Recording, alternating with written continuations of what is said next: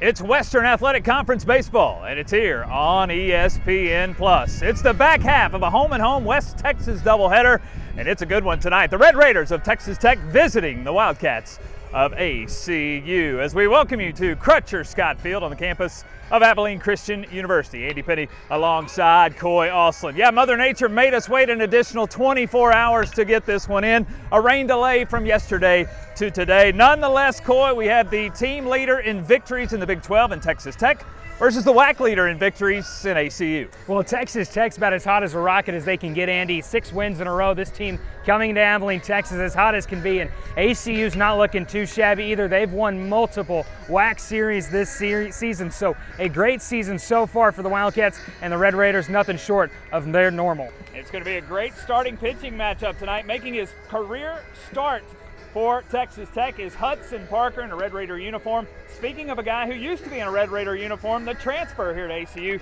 Cade McGarr, he'll be on the bump for the Wildcats. McGarr's had some good outings, Andy. He's looked good in times here and there, but he's got to really perform today. This is a chance to really show something to his skipper, but also you're looking on the other side. Hudson Parker, your first career start. Guess what? It's a hard one. ACU, this is a sleeper game for a lot of people, and it's going to be a difficult matchup for that young man. Coy Ostlund and I will be in the booth. Joseph Chapa will be down here between the dugouts. He'll have a vantage point from down here. Let's go check in with Joseph. Hey, Joseph. Hey, thank you, Andy. History does tend to repeat itself, and yesterday the game between the Wildcats and the Red Raiders did get postponed due to inclement weather. That was the same thing that happened last season on April 25th, 2023, when the Wildcats and the Red Raiders were facing off here in Abilene, Texas. That game also got postponed due to the bad thunderstorms and the rain. But as you see here this evening, it's sunny and it's baseball weather, and ACU and Texas Tech are ready to roll here at Crutcher Scott Field. Andy, Coy, back to you, gentlemen. Yeah, thank you, Joseph. That was one of the more unique games of a year ago, a game that started April 25th here in Abilene. It finished May the 9th in Lubbock. ACU had a no-hitter going into the 6th inning, only to watch Texas Tech on their home field bust it open and turn that thing around and win 15-11. One that many of us will not forget. A crazy night at the ballpark. The time of that game was 2 weeks, 3 hours, 35 minutes, something like that. Nonetheless, it's always good to see these two teams on the field together. You know, Andy, two West Texas boys like you and me, we know that weather was going to have a say in it no matter what when you get the two most Western teams in Division I baseball in the state of Texas together. And Andy, this is always an exciting matchup. These two teams like to bring the fireworks when they play each other. Two coaches that really respect each other in Rick McCarty and Tim Tadlock. Well, the right decision was made from moving the game from yesterday to today. The weather was not pleasant here in the big country of Abilene yesterday. It worked out for Texas Tech's schedule. They're on their way to Fort Worth to take on the TCU Horned Frogs this weekend. So Tim Tadlock and company said, we'll just continue to travel down I-20 to the east to Fort Worth after a Wednesday game. It's a beautiful night for baseball. As you can see, the sun is out. Partly cloudy skies. The wind is blowing tonight. It's a hitter's ballpark. The wind blowing 20 to 25 miles an hour, and it's straight out to the right center field power alley. So we could see some runs on the board tonight, but always a fun time when Texas Tech and ACU get on the diamond between the lines together. These two teams just played a few weeks ago up in Lubbock on March the 19th at Dan Law Field. Texas Tech the better of ACU by a final of 9-4. The Red Raiders have won the last 4 games in the series. ACU's last win came April 26th, 2022. That was a game up at Dan Law Field. The Wildcats beat the Red Raiders by a final of 8-5. Wildcats and Rick McCarty, they'll take the field here for the top of the first, and it's a good matchup tonight. We mentioned just a moment ago, taking the ball on the bump, toeing the rubber tonight. Cade McGarr, the Texas Tech transfer, will get the start against his former mates. You know he's amped up, ready to go tonight. You know, and I touched on this just a little bit ago, Andy. He's had some decent outings here this season, but Cade has been a guy that Rick McCarty is trying to find a little bit of something in. He's shown the potential, but here he is in a big game where, honestly, Andy, you feel like he needs to perform. These guys are going to be on pitch counts. You're going to see a lot of guys coming and going, but Cade McGarr tonight, a big opportunity for this righty. His 3rd start of the year, 12th appearance, but just his 3rd start. You can see there, 3.24 the ERA, 18 strikeouts, 6 walks and an overall record of 2-3, 258, the opponent's batting average. He will see a hefty lineup here for the Red Raiders, averaging just shy of 10 runs a game, third in the country at 9.9 runs per contest. We'll take a look at their batting order, and the big guns are out tonight here in Abilene. Cash, Bravo, Bazell, Green, Woodcocks, Washburn, McGee, Lopez, and Pompey in the 9 spot. Again, it's a lot of pop in that lineup, averaging 10 runs a game. Yeah, Tim Tadlock, he wanted to bring the thunder here today, and he surely did, Andy. These bats have a lot to them. These are guys that are going to go up and give you a challenge every at-bat. I mean, you look down the batting averages of each of those guys, you're talking 300s, high 200s for each fella. So you're looking at a great matchup here today. Pitchers are going to be tested tonight, Andy. That's the key that you need to take away. The Red Raiders lead the Big 12 in team batting average at 324. That's also 8th in the country at 324 batting average. 3rd in the country in hits, 2nd in doubles, 5th in doubles, and 2nd in hits are the Red Raiders. Here's Gavin Cash to lead things off. Cade McGarr is ready to go. Beautiful night in the Big Country, West Texas baseball. The Wildcats and the Red Raiders. First pitch is a fastball lifted deep right center field, and this one will go a long way. One pitch, and Gavin Cash has a home run. It's that type of night tonight at the ballpark. It's 1-0 Texas Tech. Well, Andy, if I could build a college first baseman, I would start with the basis of a guy like Gavin Cash. What he brings to the plate, you just saw right there. Power, and he used that wind to assist that one. But, Andy, he didn't need that wind for that one. That was well gone. It's 380 in the power alley here at right center field. That one was well over 400 feet. One pitch, one run for the Red Raiders. Cash's team-leading 9th home run of the year. And right behind him, the hottest bat in the lineup, and Davian Bravo, this week's Big 12 Player of the Week. McGarr works out of the stretch. Going to leaving up the count at 1-1. Bravo 5th in the country in batting average, 452 the average. Leads the country in doubles with 19, leads the Big 12 in hits with 56. Slugging percentage of .702 for Damian Bravo.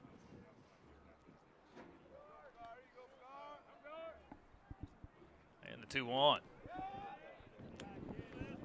Quickly 3 balls and 1 strike. You know, Andy, you talk about those numbers for a guy like Damian Bravo. Comes into this game a 12 OPS. And that's just incredible for a guy this late in the season. Well, not late necessarily, but deep into the season, Andy. Full count here as he fouls one back to the screen.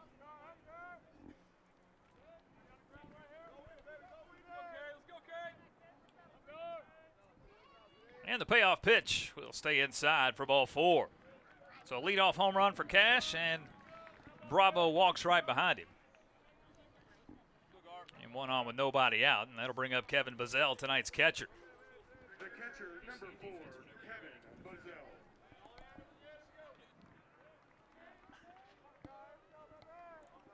So we get a look at ACU's defense tonight. Ladislaw Borjo Rook in the outfield. D'Alessio Payne, Benjamin Greer, the start at second base. DJ Van Atten, Maddox Meesey behind the plate. First pitch swinging, Kevin Bazell. He'll rip one into left field. And the hit parade continues. Bravo will move up 90 feet. First and second, nobody out. Yeah, Andy, a dangerous triple threat here in the top of the lineup for the Red Raiders with Cash, with Gavin Cash, Bravo, and Bazell. And you see it right there. They're just going to keep the ball rolling here with this hit. Just sneaks one right through. And runners on second and first now, Andy. And here's Austin Green, tonight's right fielder. Step in on the left side. Fastball, it's in for a strike, 89 on the gun. Texas Tech, a 6-game winning streak dating back to a series finale win versus Central Florida. And a 5-0 homestand last week. 2 midweek versus Stanford. A 3-game sweep against Houston. Scored double-digit runs all week last week. 1 ball, 1 strike here to Green.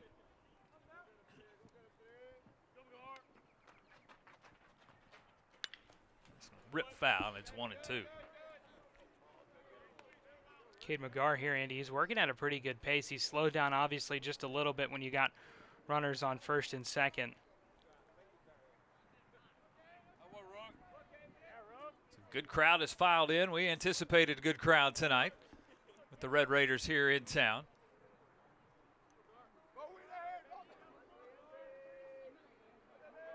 It's 1-2 here to Green. McGar set the 1-2.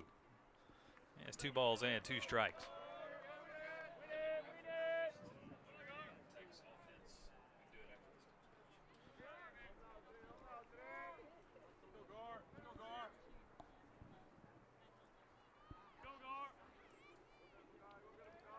McGar comes set. He'll check the runners. The 2-2 lifted left side of the infield. Payne, the shortstop, will make the catch. Infield fly rule was in effect, but Payne will drop to his backside and make the catch for the first out here, the first. Yeah, Andy, this is a big pop out here. You've got a situation where you've got runners on first and second. Now, an opportunity for a force play at second can help you get out of this inning. And when you're having the coals poured on you, pardon me, this early on, that can be a saving grace. Bravo still at second, Bazell at first, 2 on, 1 out. Drew Woodcocks, tonight's left fielder, steps in.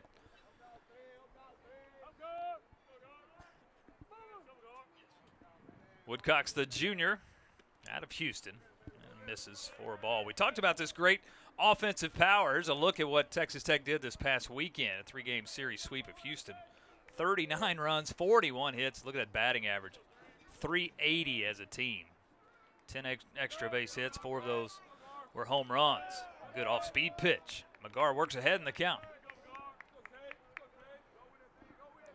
Well, that was a big welcome for the Houston Cougars to Power 5 baseball, Andy, of course, and Texas Tech continued to carry on what they've got, and they're playing very well right now, Andy.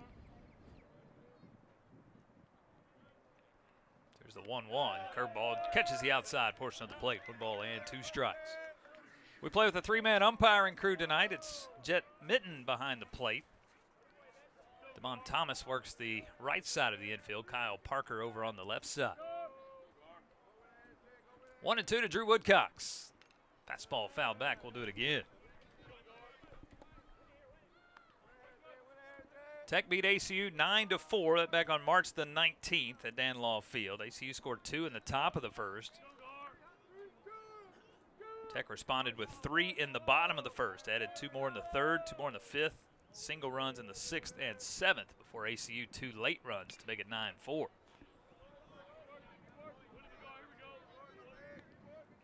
One ball and 2 strikes again here to Woodcocks. Woodcocks 2 for 5 in that game, had a home run against the Wildcats. McGar spent 1 season in Lubbock, it was last year, before making the transfer here to ACU. That'll stay outside. 2 balls and 2 strikes.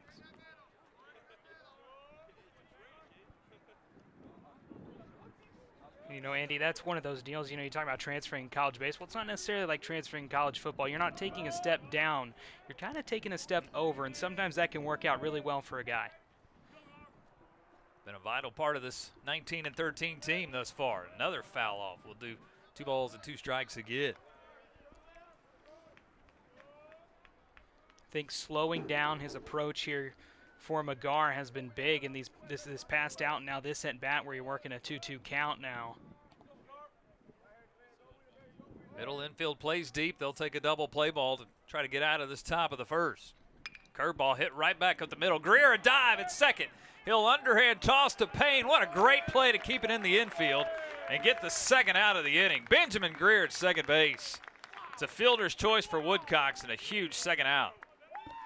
Yeah, and I mean, Benjamin Greer right there. We've seen him doing it with the glove all season, Andy. He's someone that can find his way wherever you need him to and put a glove on something if you need him to. And nothing's getting out of the infield, pardon me, when it goes near him.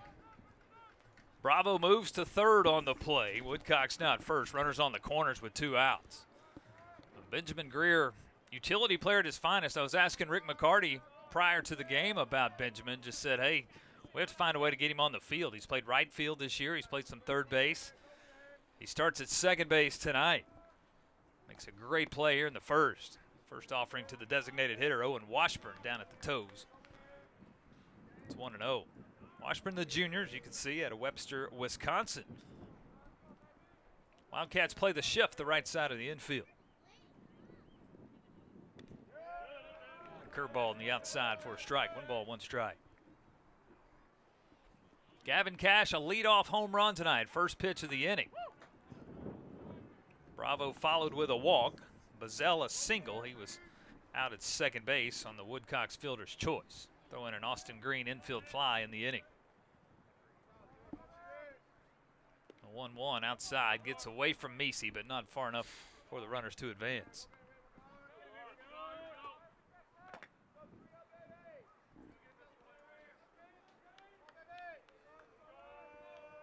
Coach McCarty also told us you'll see the typical midweek pitching rotation tonight. So here's a ground ball. First base knocked down by Van Atten. He'll step on the bag. 3 unassisted, and that's how the inning will come to an end. A Gavin Cash solo home run puts the Red Raiders on the board first. They've got 1. Wildcats coming to bat. Whack Baseball on ESPN+.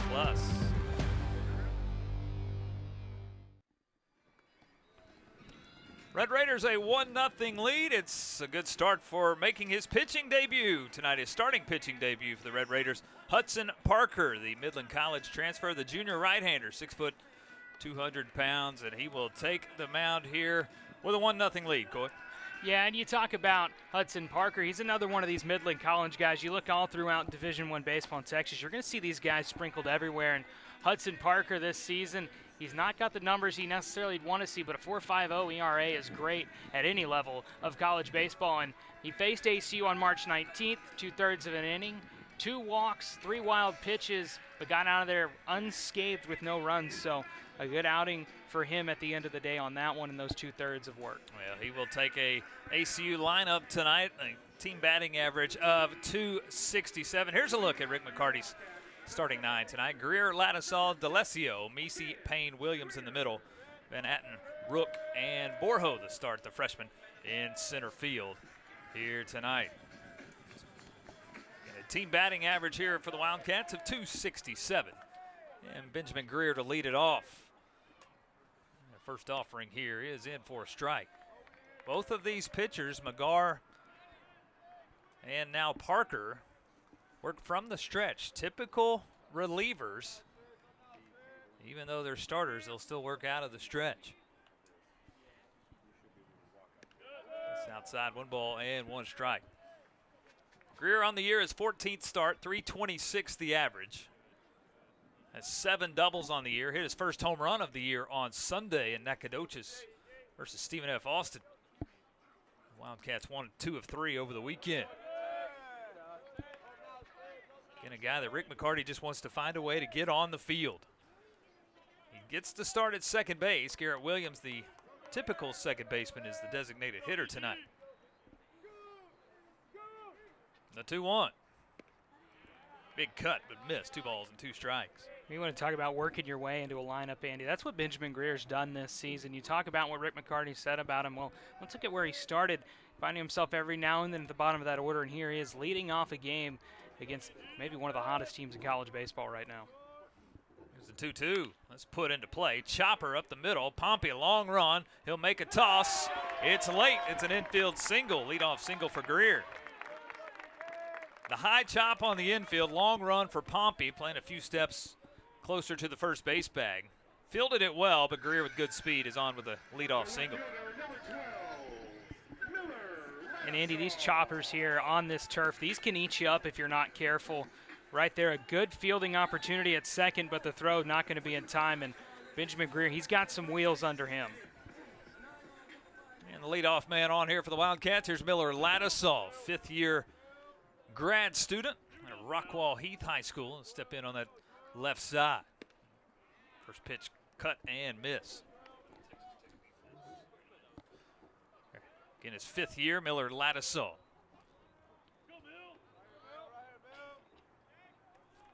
Miller on the year, his 32nd start in 33 games. .330 is the average. Team leading 10 doubles. Greer on the run, on the move, throw down to second is in time. Kevin Bazell, great shot down to second base, and Greer caught stealing. Yeah, you got to throw out a guy like Benjamin Greer's headed to second, and I mean, just a perfect throw, Andy. You cannot paint a picture like that any better, and you got a catcher that can work a bat, but also who can work a glove and throw like that. You got your good catcher right there. That'll empty the base pass. A 1-1 count to Ladisaw. Now 1 ball and 2 strikes. Get a look at that Texas Tech defense. Woodcox, Bravo, Green in the outfield. McGee, Lopez, Pompey, and Cash in the infield. And you just saw Kevin Bazell make a great play. The caught stealing of Benjamin Greer. 1-2 hitter to Ladisaw.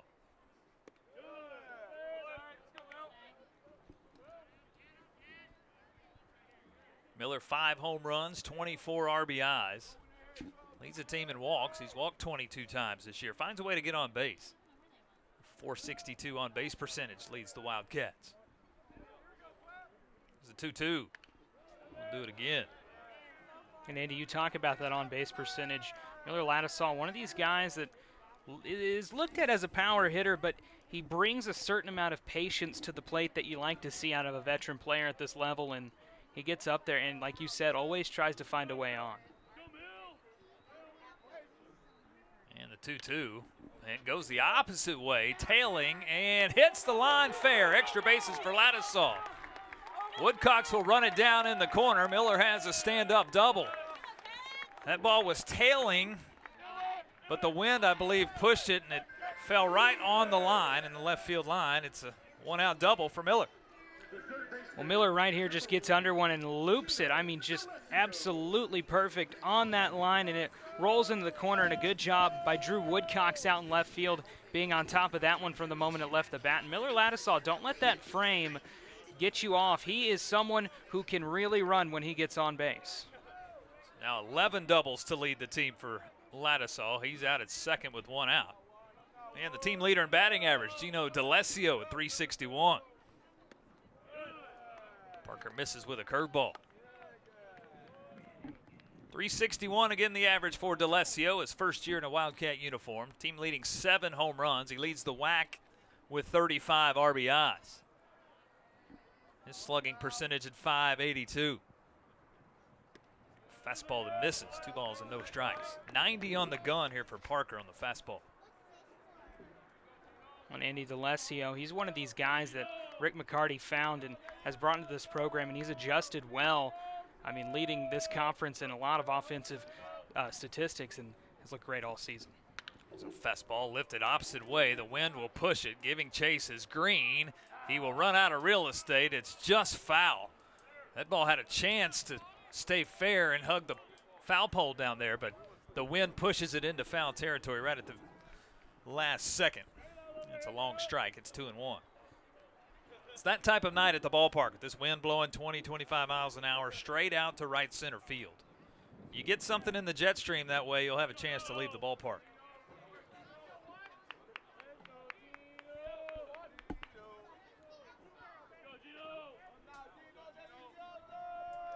Two and 1 the count. Parker will give Ladisaw a look.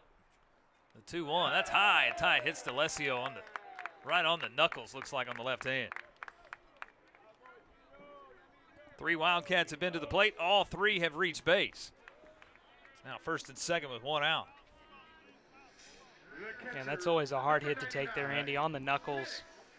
Especially you got these bats that are you're all tensed up, and that can really hurt. Get another look at it here. Just right on the front hand, right on the knuckles. Ladisaw at second, D'Alessio at first. Here's Maddox Meese, tonight's catcher, the sophomore out of San Antonio. Maddox's 31st start of the year, 229 the average. He's got 5 doubles on the year, 15 RBIs. Of course, he's known for his defensive presence behind home plate. There's the Parker pitch, check swing, and fouled at the plate.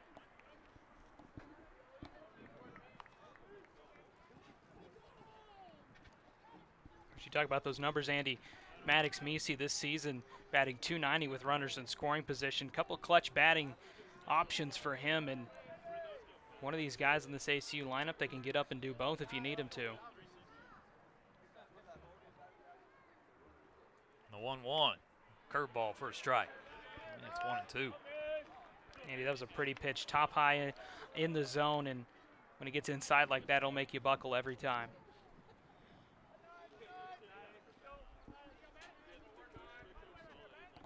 Parker looks for his first strikeout tonight, and the 1-2. Fastball just missed on the outside.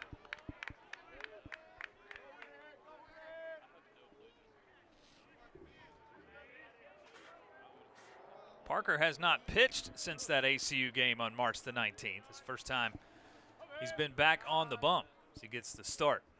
This one skips away from Bazell. The runners will advance. Ladisaw to third, D'Alessio to second. Two in scoring position and a full count here to Maddox Meese. Well, in every play in this inning, Andy, as we continue to watch this, Kevin Bazell, what a good job throwing out Benjamin Greer here early on in the inning. He would have for sure scored by now, and now you've got runners both in scoring position. And a full count. The kick and the payoff pitch. Outside for ball 4. Bases are loaded with one out. And Coy, all 4 Wildcats have reached base. High and away, Andy. That's a hard pitch to lay off of Maddox Meese. Good patience there for someone who has had some struggles this season early on. 16th walk of the year for him. Pardon me, 17th. Bases loaded for Zant Payne, the shortstop.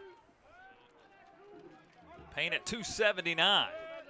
That's 7 doubles, 14 RBIs. He's ahead in the count here, 1-0. Parker's longest outing of the year was his debut, February 16th, versus Tennessee. He went an inning and a third. That game at Globe Life Field in Arlington. No runs, 1 hit, and an inning and a third. He's only gone an inning 2 other times, UT Arlington and Texas. Did not record an out versus Gardner-Webb earlier this year, nor against New Mexico State. 2/3 of an inning versus ACU. We anticipated pitch by committee for both ball clubs tonight. Here's the 1-0. Payne will put it into play, could be 2. Lopez, Pompey, over to first and Cash. Exactly what the Red Raiders needed, a 6-4-3 to get out of the inning. Wildcats leave them loaded, but they leave them stranded too. Texas Tech a 1-0 lead. 1 in the books here in Abilene.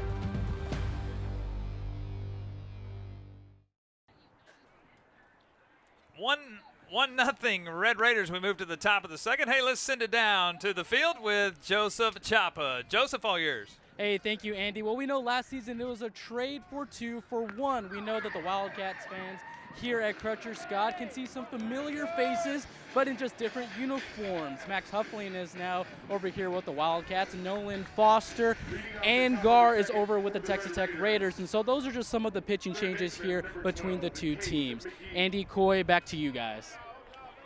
Yeah, thanks, Joseph. It's good to see those guys still on the field, but in different uniforms. New pitcher here for the Wildcats, Chandler Benson. The lefty will take over Coy, the junior out of Frisco.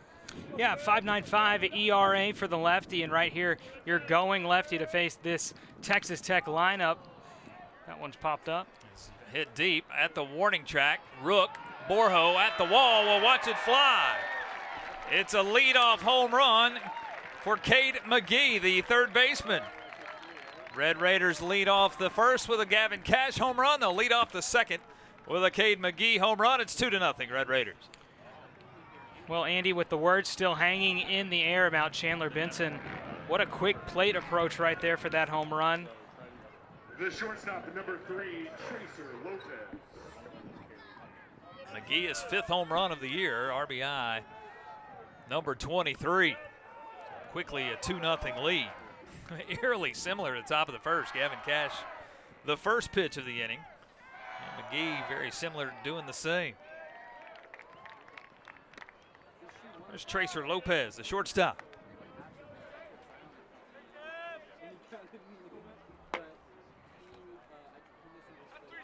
the Red Raiders, that's home runs 56 and 57 as a team.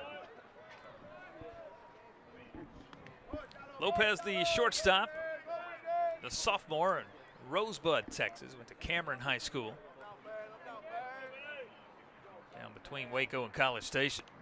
Swing and miss here on an off-speed pitch. He's down on strikes. First strikeout tonight for Wildcat pitching. Well, what a comeback here for Chandler Benson. You give up that first pitch home run. Well, why not come back and strike out Tracer Lopez, who's no slouch statistically either, and a big strikeout there in response for the Wildcats. So one down in the inning. Here's TJ Pompey, bats in the 9 spot. Benson will start him off with an off-speed pitch for a strike.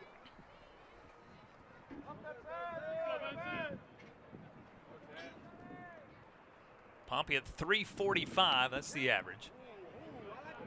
Well, it doesn't get any easier as this lineup continues. 345, 6 doubles, 2 triples, 5 home runs, 37 runs batted in. Heard my first Raider power here tonight at the ballpark. A lot of red and black here in the stands in Abilene.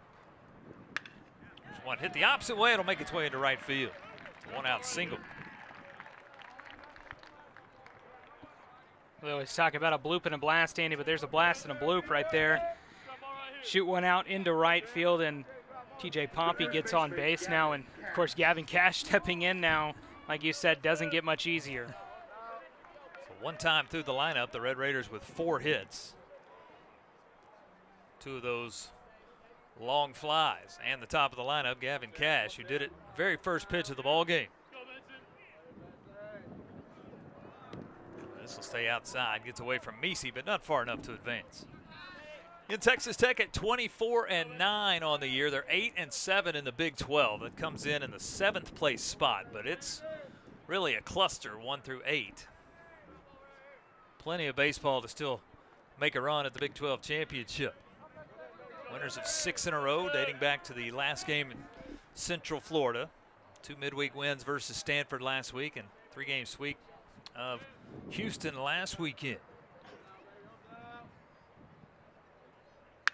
Cash will put this into play against the shift, still gets it into right field. Pompey will go first to third. It's runners on the corners with 1 out. Even with the shift in play here on the right side, Cash finds a hole. Yeah, TJ Pompey heads up base running on this single as that one scoots through into center field and all the way over to third now. Got one 90 feet away.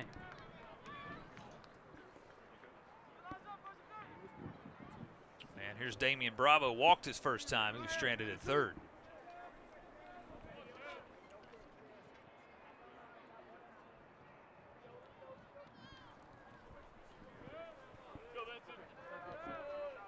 The reigning Big 12 Player of the Week. Take one on the shoot tops for a ball. Bravo versus Houston this past weekend, 8 for 14, had 2 home runs, 3 doubles, 7 RBIs. That does not include the offensive prowess he put on in 2 games versus Stanford last week.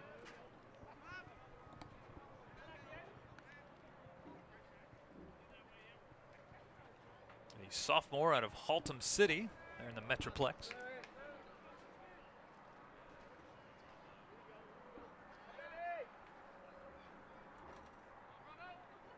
And this one put right back up the middle, past a diving Greer.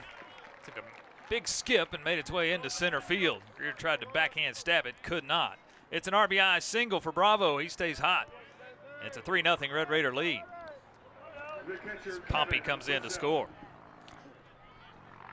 Well, TJ Pompey, that heads up base running looks a whole lot better now, Andy, as we take a peek at this single right here. Just shoots one into right field. That's going to score a run so easily. They keep the train rolling through, and runners on first and second with just that 1 out lingering. Benson still with 2 on the base pass to deal with. Here's Kevin Bazell. Bazell a single his first time up.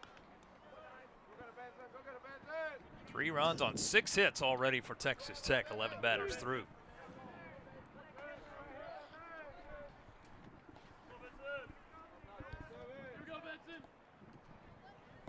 Buzzell started his career at Dallas Baptist, now in his 3rd season in a Red Raider uniform.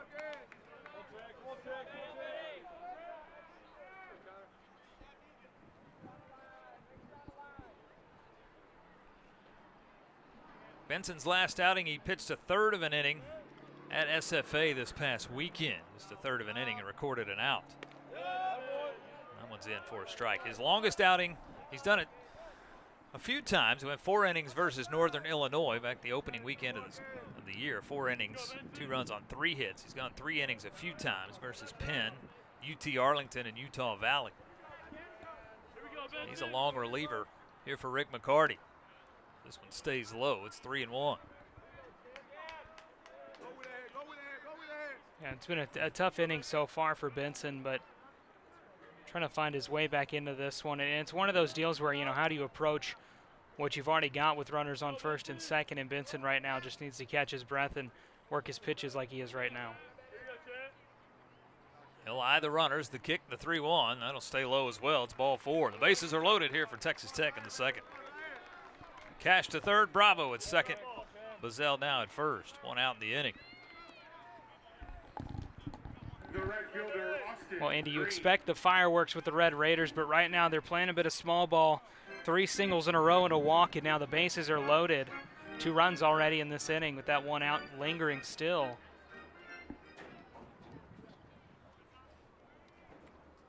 And that'll bring Rick McCarty out of the first base dugout. He wants to talk to Benson. Activity in that ACU bullpen. And again, we anticipated a night where we would see 6, 7, 8 arms for Rick McCarty. Same thing that we saw in Lubbock when ACU went to Dan Law Field a few weeks ago. There were 7 different Wildcats that towed the rubber that night. Wildcats do play out of conference this weekend. They'll play host to UC Davis this weekend, so not a WAC series on the horizon. Yeah, and that weekend, that can be a bit of a reliever here. You know, you don't have to worry too much. Those weekend series, of course, usually being conference this time of year is big to get one that's off conference. You can kind of play around with your lineups a little bit. So Blaine Palmer was warming up for ACU in that bullpen. Well, Rick's going to go ahead and stay here with Benson on the mound. Bases are loaded. 1 out in the inning. Already 2 runs are in here in this 3-0 Red Raider lead, top of the 2nd. Austin Green 0 for 1. He popped up to shortstop. The infield fly rule was in effect. Cash at 3rd, Bravo at 2nd, Buzzell at 1st. This one on the shoe tops.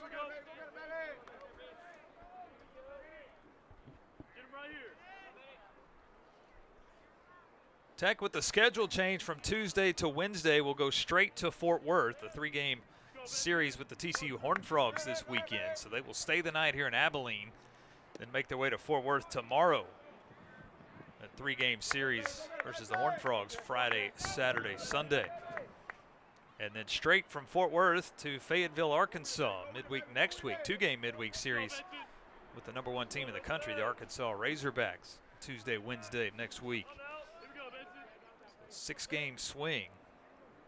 Yesterday, the Red Raiders would have come to Abilene, gone back to Lubbock before heading to Fort Worth, but now with just 1 day in between, they'll go straight to the Metroplex. It's 3-0 here to Austin Green. Yeah, and that Tech schedule, of course, you know, you talk about playing Arkansas, and that's one that I'm sure a lot of people are going to keep an eye on. Those 2 teams are going to have a heck of a ball game probably, and one that I'm sure a lot of people are looking forward to. Takes sign all the way. It's a fastball for a strike. It's 3-1.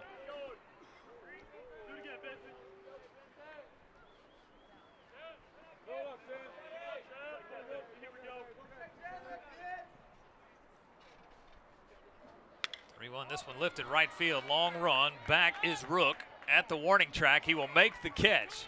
Plenty deep to score Cash. It'll go as a sacrifice fly and an RBI. Did not know if the ballpark would hold that one as the wind is blowing out that direction, but Rook makes the catch. Cash scores. It's a 4-0 Red Raider lead. You take him as you get him, and I talked about Tech playing a little bit of small ball. That one was close to not being small ball, Andy, but You always take a sacrifice fly here, and Tech, of course, pouring on the coals now. And here's Drew Woodcox 0 for 1. Reached on a fielder's choice, was stranded in the first. The senior out of Houston. Transfer from Rice, started his career at Rice with the Owls. Swing and miss here, and it's 0-1.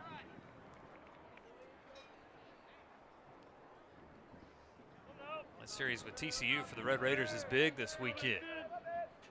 TCU will be here next Tuesday for a midweek. Crutcher Scott pitches in for a strike, and it's quickly 0-2. This is the first of 9 in a row for the Wildcats here at home. They've been on the road a lot this year. Played 17 on the road already this year.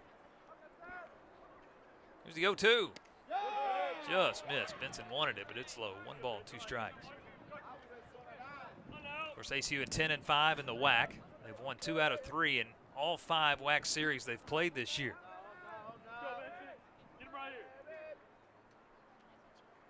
There's the 1-2. Fouled back. And of course, all 5 of those series, they've lost the opener, come back to win games 2 and 3. And really have let a few of those openers get away. They're 10-5 in the conference, could easily be 12-3, 13-2. Nonetheless, they sit in second place in the WAC. That misses. 2 balls and 2 strikes. You know, and you look at that, Andy, I wasn't shocked to see that they lost that first game to SFA, and of course coming back to win both of them and take that series. It really does seem to be an interesting trend that you don't see a lot in college baseball, what ACU's bringing to their conference schedule. 2-2 on the outside corner for strike 3. Second strikeout of the inning for Benson, but the damage is done. Red Raiders get 3 in the inning. They do it with 4 hits. It's a 4-0 Red Raider lead. We're an inning and a half in Abilene. There were no errors and 2 left on base.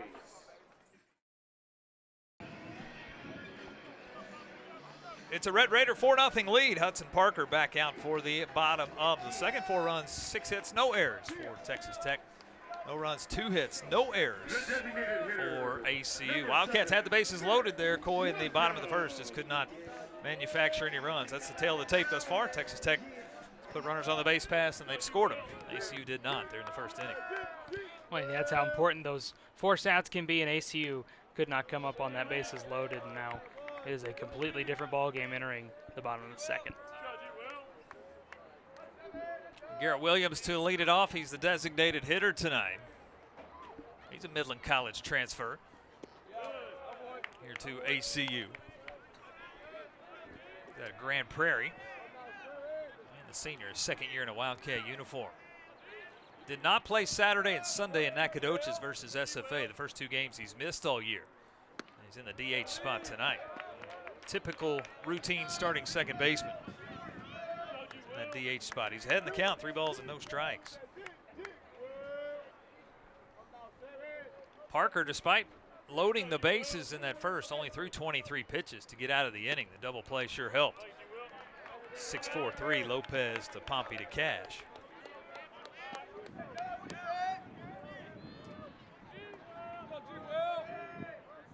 Working out of the stretch, a 3-1 count. High chopper, left side, charging McGee. He'll play it waist high. Strong throw across the diamond. Great play, Cade McGee, 5-3 on the put out. McGee had trouble locating that. The sun is setting to the west, which is affecting that left side of the infield. Boy, McGee played it well, made a good strong throw. And you'll see that all season here at Crutcher Scott Field. That setting sun can play with the fielder's eyes quite a bit, but nevertheless a good play right there by Cade McGee. Gets the quick 5-3 put out. And here's DJ Van Atten, the first baseman. His first look at Parker. Van Atten, 257 the average. It's 29 hits, 4 home runs, 19 RBIs.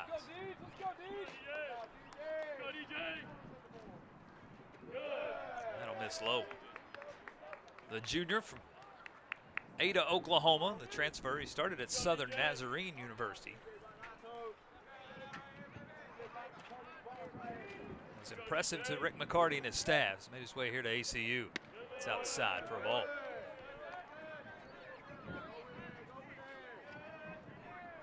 Here, back-to-back 3-0 counts for the Wildcats, and of course that first time around Parker got the best of him, but you can see right here what DJ Van Atten's going to bring.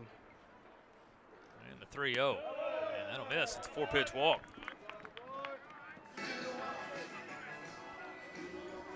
Another Wildcat on the base pass, a 1-out walk to DJ Van Atten. 1 on, 1 out. Here comes Holden Rook, the right fielder. In this outing for Parker, his longest of the year is an inning and a third. That's where he is right now with 4 outs in. So working on his longest outing. And now for Tim Tadlock with the one less day in between midweek and series this weekend, and now a 4-0 lead. He might stretch Parker a little deeper than maybe first anticipated when they got to the ballpark today.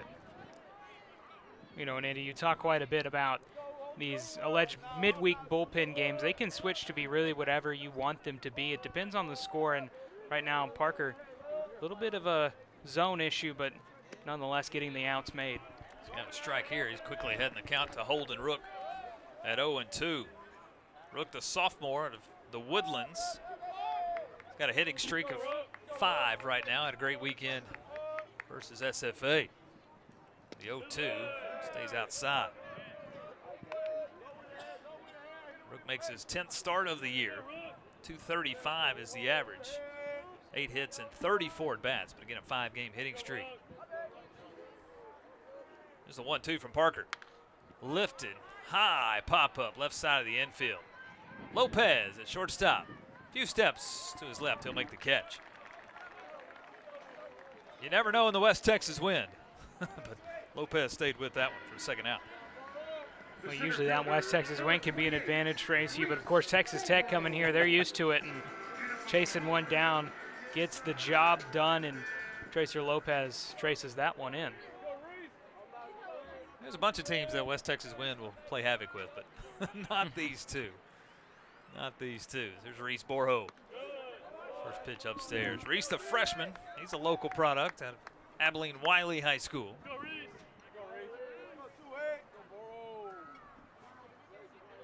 Gets the start in center tonight. Tell you, those two positions, right field, center field, Rick McCarty has really had a rotating door.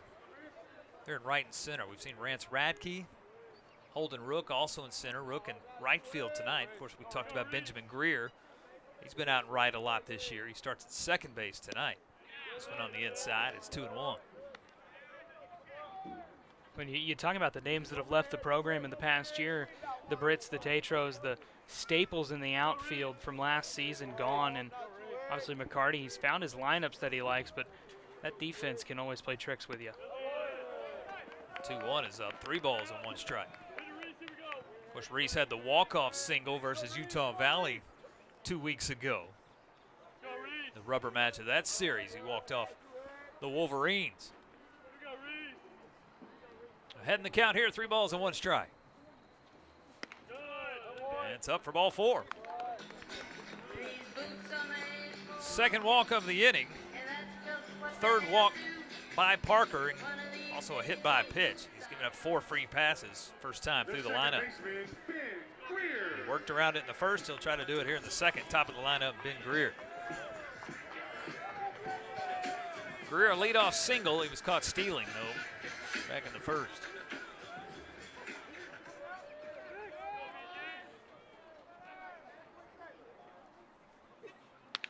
Put this one into play, right side of the infield. Pompey at second has it. He'll throw over to Cash. 2 more stranded for the Wildcats. 2 walks in the inning do no damage. We've got 2 complete here at Crutcher Scott. Texas Tech a 4-0 lead.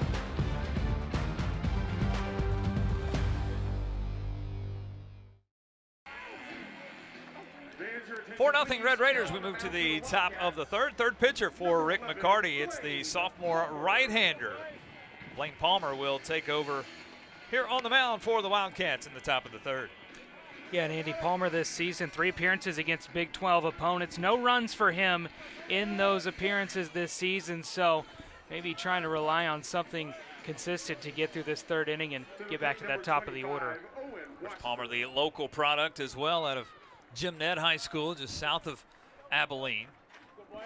And he'll take over on the mound. Against a Red Raider lineup that's been hot. 4 runs on 6 hits through their first 2 innings. And first pitch is in for a strike. Washburn to lead it off. Washburn, McGee, and Lopez. Palmer's not given up a run since February 18th, almost 2 months ago, the last time he gave up a run. As you mentioned, 3 outings versus Big 12 opponents, an inning of scoreless baseball versus TCU, an inning versus Texas Tech, an inning last week in Austin versus Texas.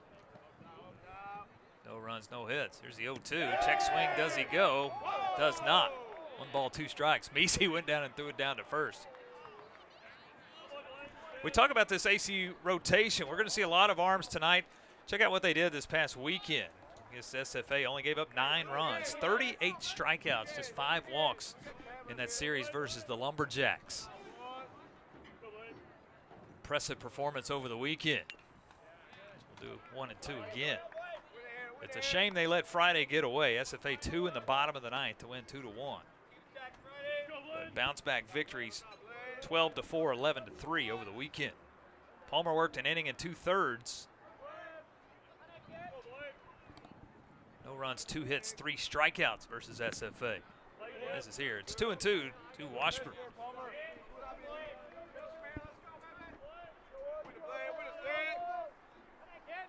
Wildcat defense has the shift on right side of the infield. Backdoor curve just misses. It's full count. Washburn's worked himself back to a full count. It's a tough pitch to lay off, Andy. Nice in a way, a little bit of a slow pitch coming in on that off speed, and really hard to lay off, but Washburn's able to. Palmer set, payoff pitch. Misses up. It's a good at bat for Washburn. Fell behind in the count, fouls a few off. Staves off some pitches he doesn't like, and it's a leadoff man on. 3rd time in 3 innings for the Red Raiders. First time, though, in 3 innings that it hasn't been a solo home run. The guy to do it last inning was Cade McGee. Leadoff home run in the 2nd. You know, Andy, I was wondering how long you were going to let those words hang in the air there. McGee stepping in. His 5th home run of the season. No doubter in the jet stream. Right center field power alley tonight at 380. It's not much of a match for a ball that gets up in the jet stream in right center field. Curveball stays in.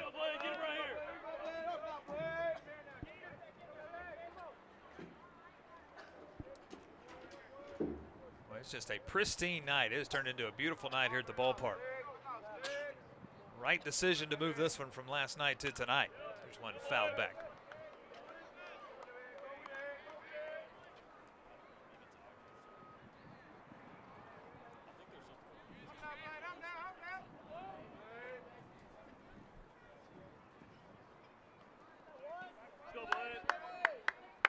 Two and 1 here to McGee.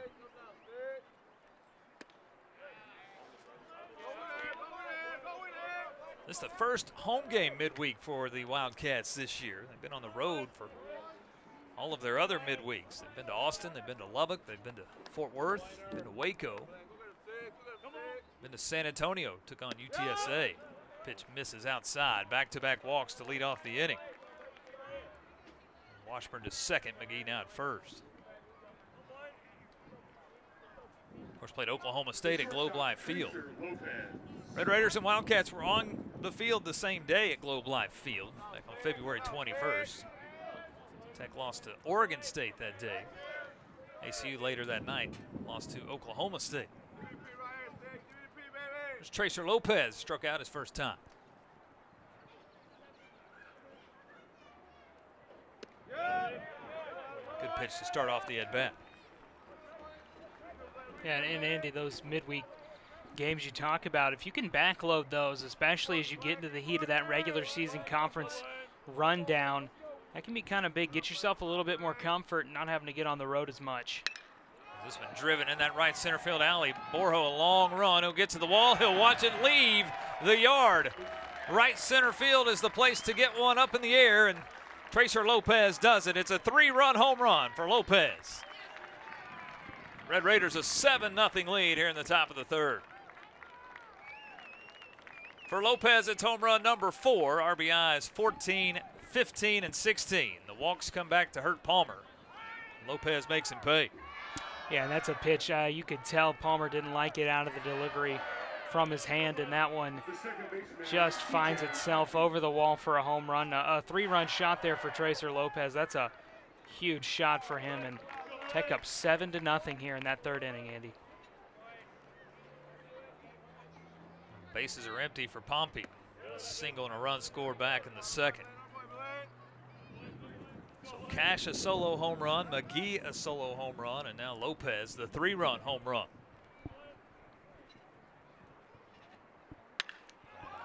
Pompey will drive this one in the left center field gap. Borjo at the wall with Lattisall. This one will leave the yard as well. Back-to-back home runs for the Red Raiders. This time it's TJ Pompey. It's 8-0 Tech here in the third. Well, and Andy, that one was all strength from TJ Pompey. He got under that one, and as you watched it go over that left center field wall, you could see it kind of arc as it came towards the ground. That wind really playing effect on it, but to put the strength on one like that and send it over the left field wall when you got the wind blowing just like it is, that's a huge shot there for TJ Pompey. That's Pompey's 6th home run of the year. RBI number 38. And oh yeah, it doesn't get any easier. Back to the top of the lineup, Gavin Cash. 4 home runs for the Red Raiders already. Cash off the end of the bat, hits it right back, a soft liner that's caught. Palmer will make the catch. First out of the inning. Well, an unassisted out from the pitcher, pardon me, is always a big one. I mean, you can snag one like that. That's a big play right there and get the first down of the inning. Might be the softest ball that Gavin Cash has hit in his career at Texas Tech. Damian Bravo. Bravo a walk and a single tonight, an RBI to his name.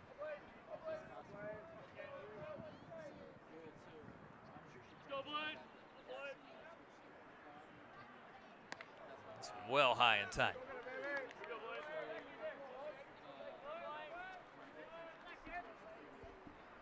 Tech third in the country in runs scored at 328. Just shy of 10 runs a game, 9.9 runs a game. Check swing. Slow chopper Greer at second. He can't field it cleanly. And Bravo's on over at first. We'll wait for the official scoring. I think that'll go as an E4. Yeah, and I talked about this a little bit ago, Andy. Those choppers on this turf can eat you up, and right there you see Benjamin Greer can't exactly get his glove on that one, and now you got a runner on first here with 1 out. They've given that a single. So Bravo has a 2-for-2 night. He's over at first. And Greer is not the traditional second baseman. Garrett Williams not in the defensive lineup tonight. He's the designated hitter. So Greer the start over at second. There's Kevin Bazell. 1-for-1, a single and a walk. Tech has scored 10+ runs in 16 games this year. I believe they scored 32 early in the year versus Gardner Webb in a game. It's in for a strike. It's 1-1. Now check, that was Texas Southern. They beat 32-5 earlier this year. And yeah, I'm sure a lot of people saw that game come through some form of feed that they have. Just Tech showing early on this season the firepower the Red Raiders had, and showing it again tonight.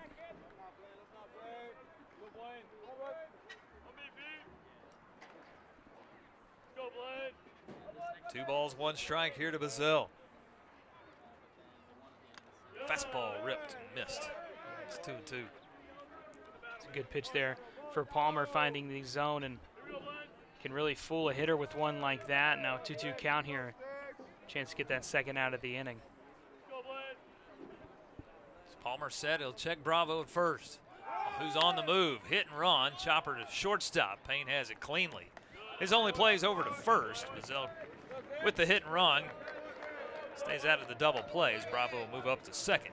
6-3 on the put out for the second out of the inning. That's just heads up base running right there for Bravo as he scoots his way over to second. And that hit and run works very well, Andy, when you can execute it, of course. And sometimes it can work either way for you, especially if you got just one out in the inning. Austin Green 0 for 1 tonight, a sacrifice fly and an RBI his last time up. First time to see Palmer. 8 runs, 9 hits for Texas Tech. No runs, 2 hits thus far for ACU.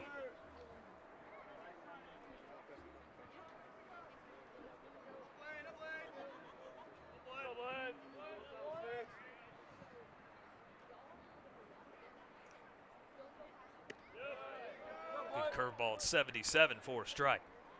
And Palmer's been using that curveball in this inning, Andy. We've seen it a couple of times, and it's a tricky one. That off speed coming in, and right there you got a good in on that one. Green the average at 290. It's a 1-1 count. Another curveball, another big swing and a miss.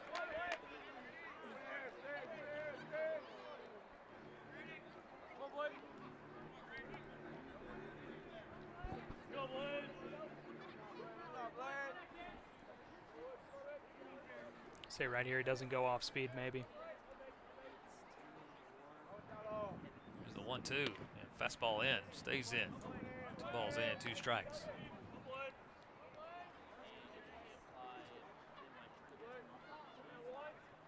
Red Raiders with 1 in the first, 3 in the second, 4 more here in the third. Tracer Lopez 3-run home run, followed by a TJ Pompey solo home run. 2-2 here to Green. This one hit right back up the middle. Borjo has a line on it, and he'll make the running catch. The side is retired, but more damage is done. 2 more big flies for the Red Raiders. They've got 4 tonight. They got 8 runs on the scoreboard and 8-0 lead.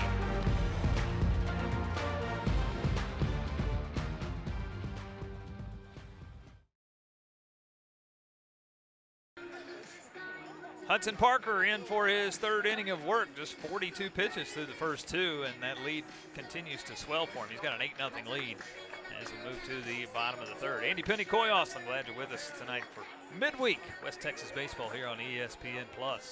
8 runs, 9 hits, no errors thus far for Texas Tech. 0-2 and 0 for ACU. Wildcats have stranded 4 through 2 innings. They've had runners on the base paths, just have not scored them. Try again here in the 3rd. Ladislaw, D'Alessio, and Misi scheduled 2nd time up. And Hudson Parker's showing a lot of potential, Andy. Through these first 3 innings, he's looked very, very quality on the mound, and despite the runners. So something of note for him here in this ball game. And first pitch to Miller. Ladislaw fouled off, and it's 0-1. Miller tonight had a opposite field double that landed right on the left field line. Stranded at 3rd. Parker able to get out of the first inning with a double play ball, 6-4-3 double play. He walked 2 in the second, but scattered 3 hits around, or 3 outs around it to get out of the inning. It's 1 ball and 1 strike. Ladislaw again his 5th year. The grad student, he's been here all 5 years. Don't see that too terribly often these days in college baseball, but he's been here in a Wildcat all 5 years at a Rockwall Heath High School. So lift this one, middle of the shallow outfield. As a matter of fact, Pompey, the second baseman's out to make the catch. 1 up, 1 down. It's a pop-up. Pompey makes the play. The 3rd baseman, Gino D'Alessio. Yeah, and right there, Pompey. We've talked about it. This wind and that sun, Andy, can play a lot of tricks, but has not been a problem so far for the Red Raiders defense. They've looked very solid when those situations, have come to rise for them. First pitch, Gino D'Alessio upstairs for a ball. D'Alessio hit by a pitch his first time up. Also a grad student, the transfer from Quincy University, his first year in an ACU uniform. He's made a name for himself in the stat category. 361 leads the team. And those 35 RBIs lead the WAC. 7 home runs also leads the Wildcats. There's the 2-0. Fastball for a strike.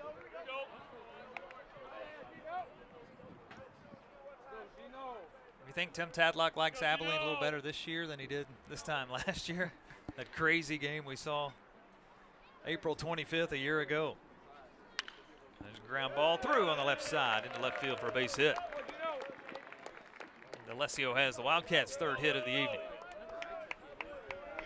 This is one of the crazier games we saw last year. And Andy, you know, you talk about them coming as you see the single for D'Alessio, a big one right there for him, someone who clearly wants to have a big game today, second time on base. But talk about that game, Andy. Whatever Rick McCarty's game plan was working very early on. And you tell you, a guy like Tim Tadlock, he has got to remember how well ACU can play. And this year he's shown so far, yeah, he respects this team and he's going to bring what he can to a game.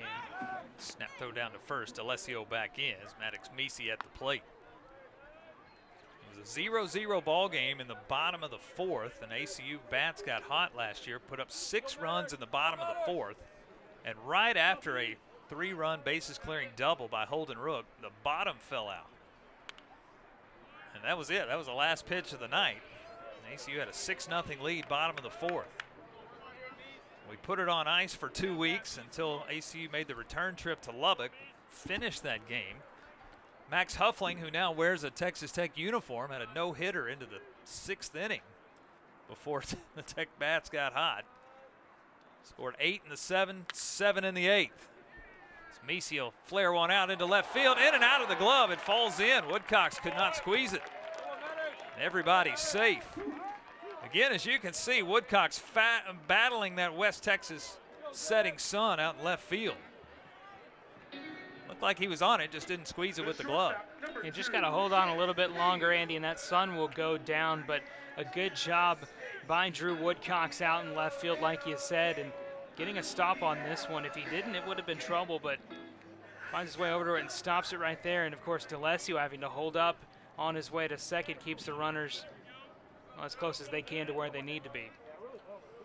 The scoreboard has given that a hit. And speaking of hit, Zant Payne hit on the foot. Hit by pitch on the first pitch of the at-bat. The bases are loaded again for the Wildcats. They have awarded Misi a single on the liner out to left. Number 7, Garrett. It was dying fast. Woodcocks did get a glove on it. Now Payne, there you see the hit by pitch. Bases are loaded. Yeah, I don't think the ACU base runners thought that one necessarily was a hit by pitch there for a minute. We saw quite a bit of movement, but now bases loading this one. Garrett Williams will take a strike. He's 0 for 1 tonight. A ground out to third. Cade McGee charging, made a play on the infield grass.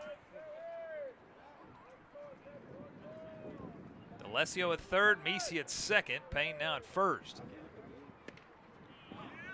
Strike, and it's 0-2. And the splits don't favor Williams, Andy. 179 batting average with runners in scoring position this season. Coming into this bases loaded situation, no hits when bases are loaded for Williams this season either. Parker the kick, the 0-2. Just missed. It's a great take right there, Andy. You saw it low in the zone. That's one you're really going to want to swing at, and Williams was able to hold off.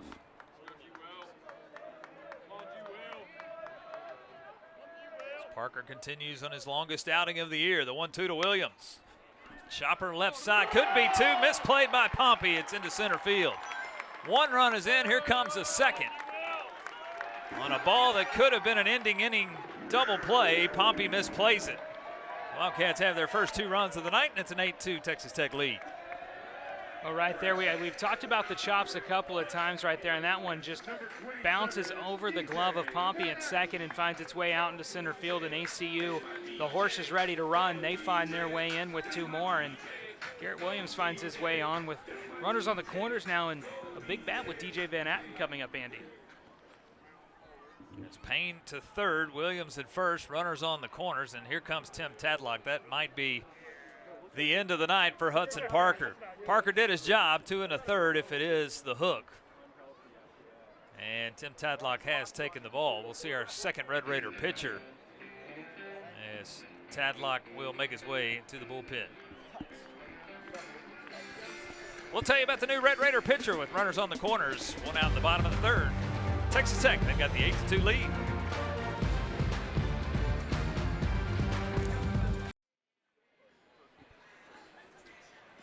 New pitcher here for Tim Tadlock and the Red Raiders. Isaiah Rhodes, the right-handed senior out of McKinney, will take over on the mound. Second pitcher for the Red Raiders tonight. Well, first season at Texas Tech for Isaiah. He's a senior and, has come into this ball game. He's got 4 innings pitched this season, 6.75 ERA for the righty, and has pitched against ACU a third of an inning, 1 run, a walk, and no strikeouts versus ACU back on March 19th. So facing the Wildcats for second time this season, and probably wants to put a better stat line up than he did last time, and he's got the ball game to do it in with this 8-2 lead, Andy. His last outing was last Tuesday, an inning of work versus Stanford.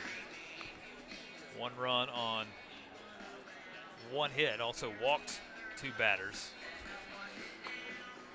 He'll take over, runners on the corners, already 2 runs in for the Wildcats. Stan Payne at third, Garrett Williams at first. Here's DJ Van Atten, who walked his first time up.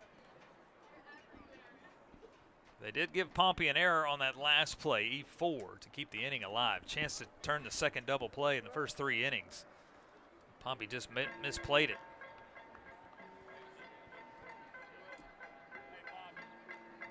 There's a conversation going on. Rick McCarty and his coaching staff, Blaze Lambert and others out in front of the first base dugout. As DJ Van Atten waits here at the plate. And I believe a pinch runner has been called here over at first base. Garrett Williams, the pinch, was at first base after reaching on the error. He will be pulled as Bobby Surface will come in, number 23, and pinch run over at first. Bit of strategy here, Andy. Again, I wonder, Williams has not played the last 2 games. Did not play Saturday and Sunday at SFA, and also the DH tonight. So might be a situation where Coach McCarty just wants to give him a little extra rest. First pitch, Rhodes to Van Atten, is in for a strike.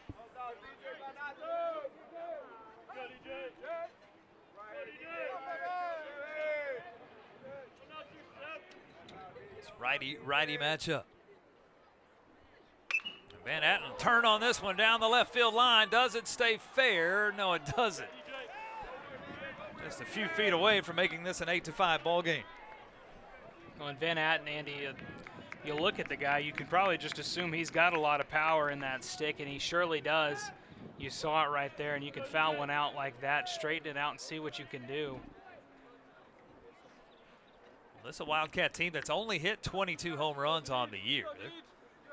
They're a small ball type of team. Van Atten does have 4 home runs, almost hit number 5 there. There's a curveball off the end of the bat and foul.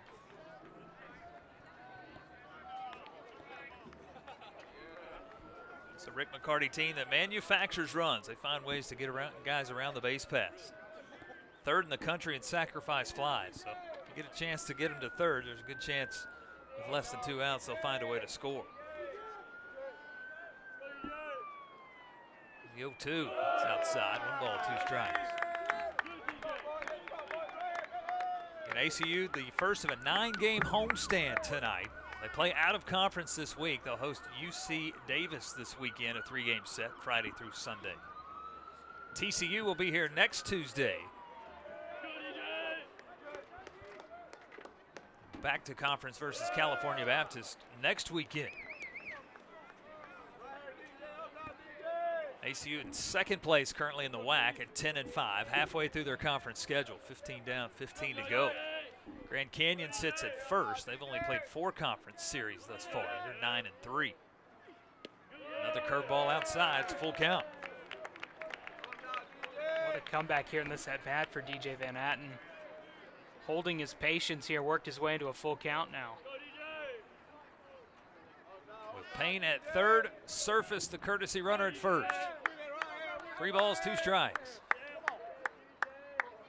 Payoff pitch. We'll do it again.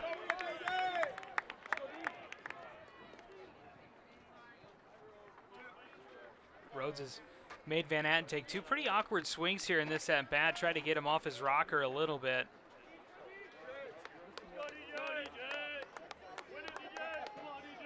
He set the kick, payoff pitch again, curveball inside for ball 4. The bases are loaded here again for the Wildcats. Well, Van Atten, who this season 20 strikeouts to 13 walks, now 14 walks. Very patient at bat there for him, something that I'm sure Rick McCarty was really happy to see in this ball game as we head late into the season. And Van Atten, of course, getting a walk right there is a big deal. Just holding Rook 0 for 1. He popped up in the infield. Swing and miss on the first pitch.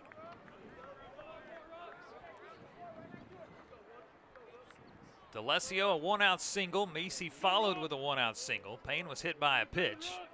The bases loaded. Garrett Williams, a grounder to Pompey that he misplays. E4 and 2 runs scored. Van Atten has also walked to load the bases back up.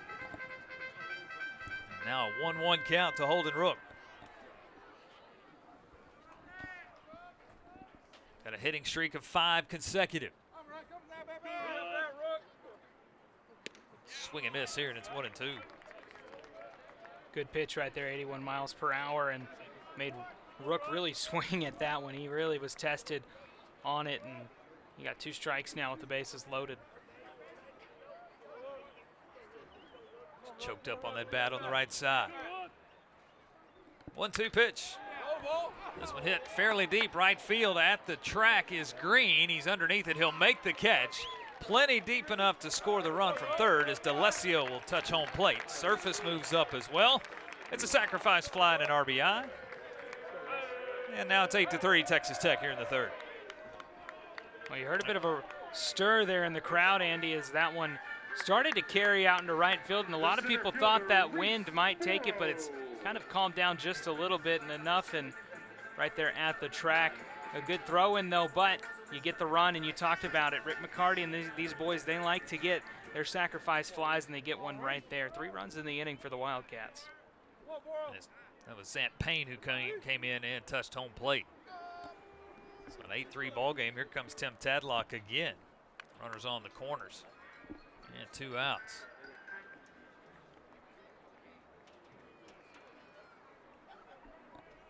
And Tadlock has taken the ball out of Rhodes' hands. And that will be it. We'll have another pitching change here for the Red Raiders in the bottom of the third. With ACU 3 on the board.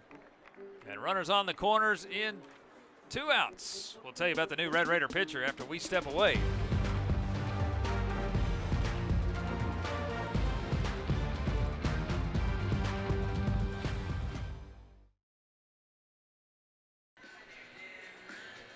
There's a look at Crutcher Scott Field. Good crowd here at the ballpark tonight. ACU has put 3 runs on the board here in the bottom of the third inning, and it's the third pitcher of the night for Tim Tadlock and the Red Raiders. Hudson Luce, the lefty, will take over on the bump. Yeah, Andy, Hudson Luce this season. 12 ERA and 6 innings pitched, but hey, March 19th versus ACU, we've talked about that game just a handful of times, Andy. 2 innings pitched for him, no runs, 2 walks, and 3 strikeouts. Looked pretty solid in his outing against the Wildcats, so right here, a little bit of strategy from Tim Tadlock, sending out someone who's been familiar with ACU this season, and it's now an interesting looking ball game. You got a 5-run difference now. What was 8? 3 runs in the inning. Luce, the lefty, 6'7", the sophomore out of Houston, Atascocita High School. Started his career at Temple Junior College. Has made his way to Lubbock. He'll inherit runners on the corners, 2 outs. Reese Borjo, the 9-hole hitter, the center fielder, walked his first time. All 3 Wildcat runs here in the bottom of the third. We still cannot close the book on Hudson Parker, the starter tonight for Tech. It's Bobby Surface over at third base is still the ownership of Parker. Luce's first offering to Borjo stays low. 8 runs, 9 hits, 1 error for Texas Tech. 3-4-0 for ACU. Andy with 2 outs in this inning. This ACU team this season has done some damage with 2 outs. Again and again.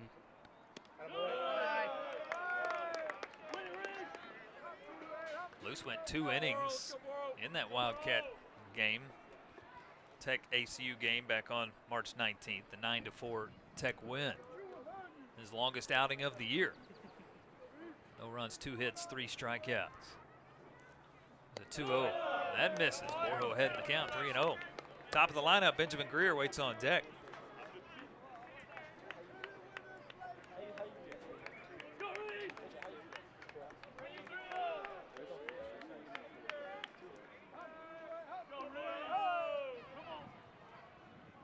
Take sign all the way.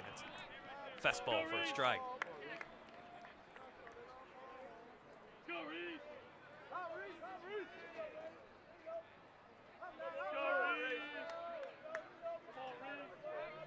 Reese is ready. Luce checks the runners. 3-1. Reese will put this into play, but playable for Green in right field. He'll make the catch. And the side is retired, but the Wildcats put 3 on the board. They do it with 2 hits and 1 Texas Tech error. 8-3, Red Raiders after 3.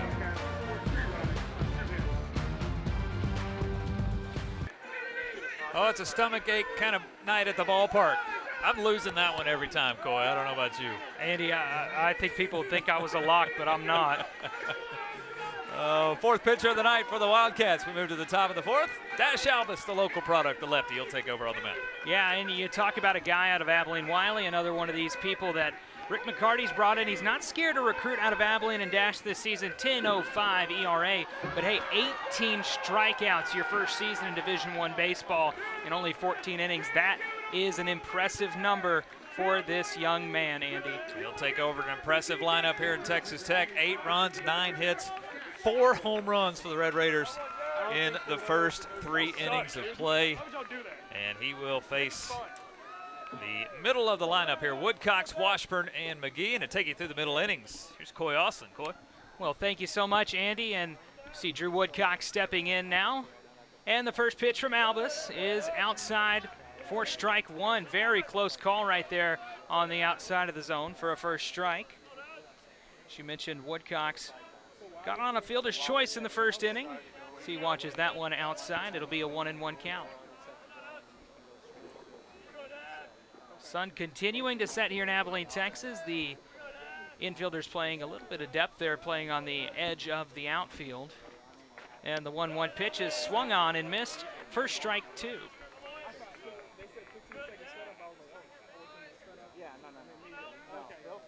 Woodcox this season, of course, batting .367.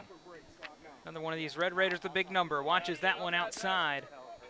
And it'll be a 2-2 count for Albus. Coy, no Wildcat pitchers gone more than an inning tonight. We'll start closing the books on a few of these guys who went the first 3. 2-2 pitch, hit into left center field, going back at the track, at the wall. It is gone for a home run. And Drew Woodcox, he gets his first hit of the game on his first home run of the game. And boy, there's been quite a few of them for the Red Raiders. It's a 9-3 ball game. That is 5 long balls and 5 no-doubters for the Red Raiders. And the 3rd time in 4 innings, the leadoff man's hit a solo home run, another no-doubter for Drew Woodcox. Well, yeah, and a big fly like that, Andy, you watch that one go, and it just is not even a wall scraper. He got every ounce of that one. Owen Washburn in now for the Red Raiders. Watches one inside and high for a strike. Pardon me, away and high.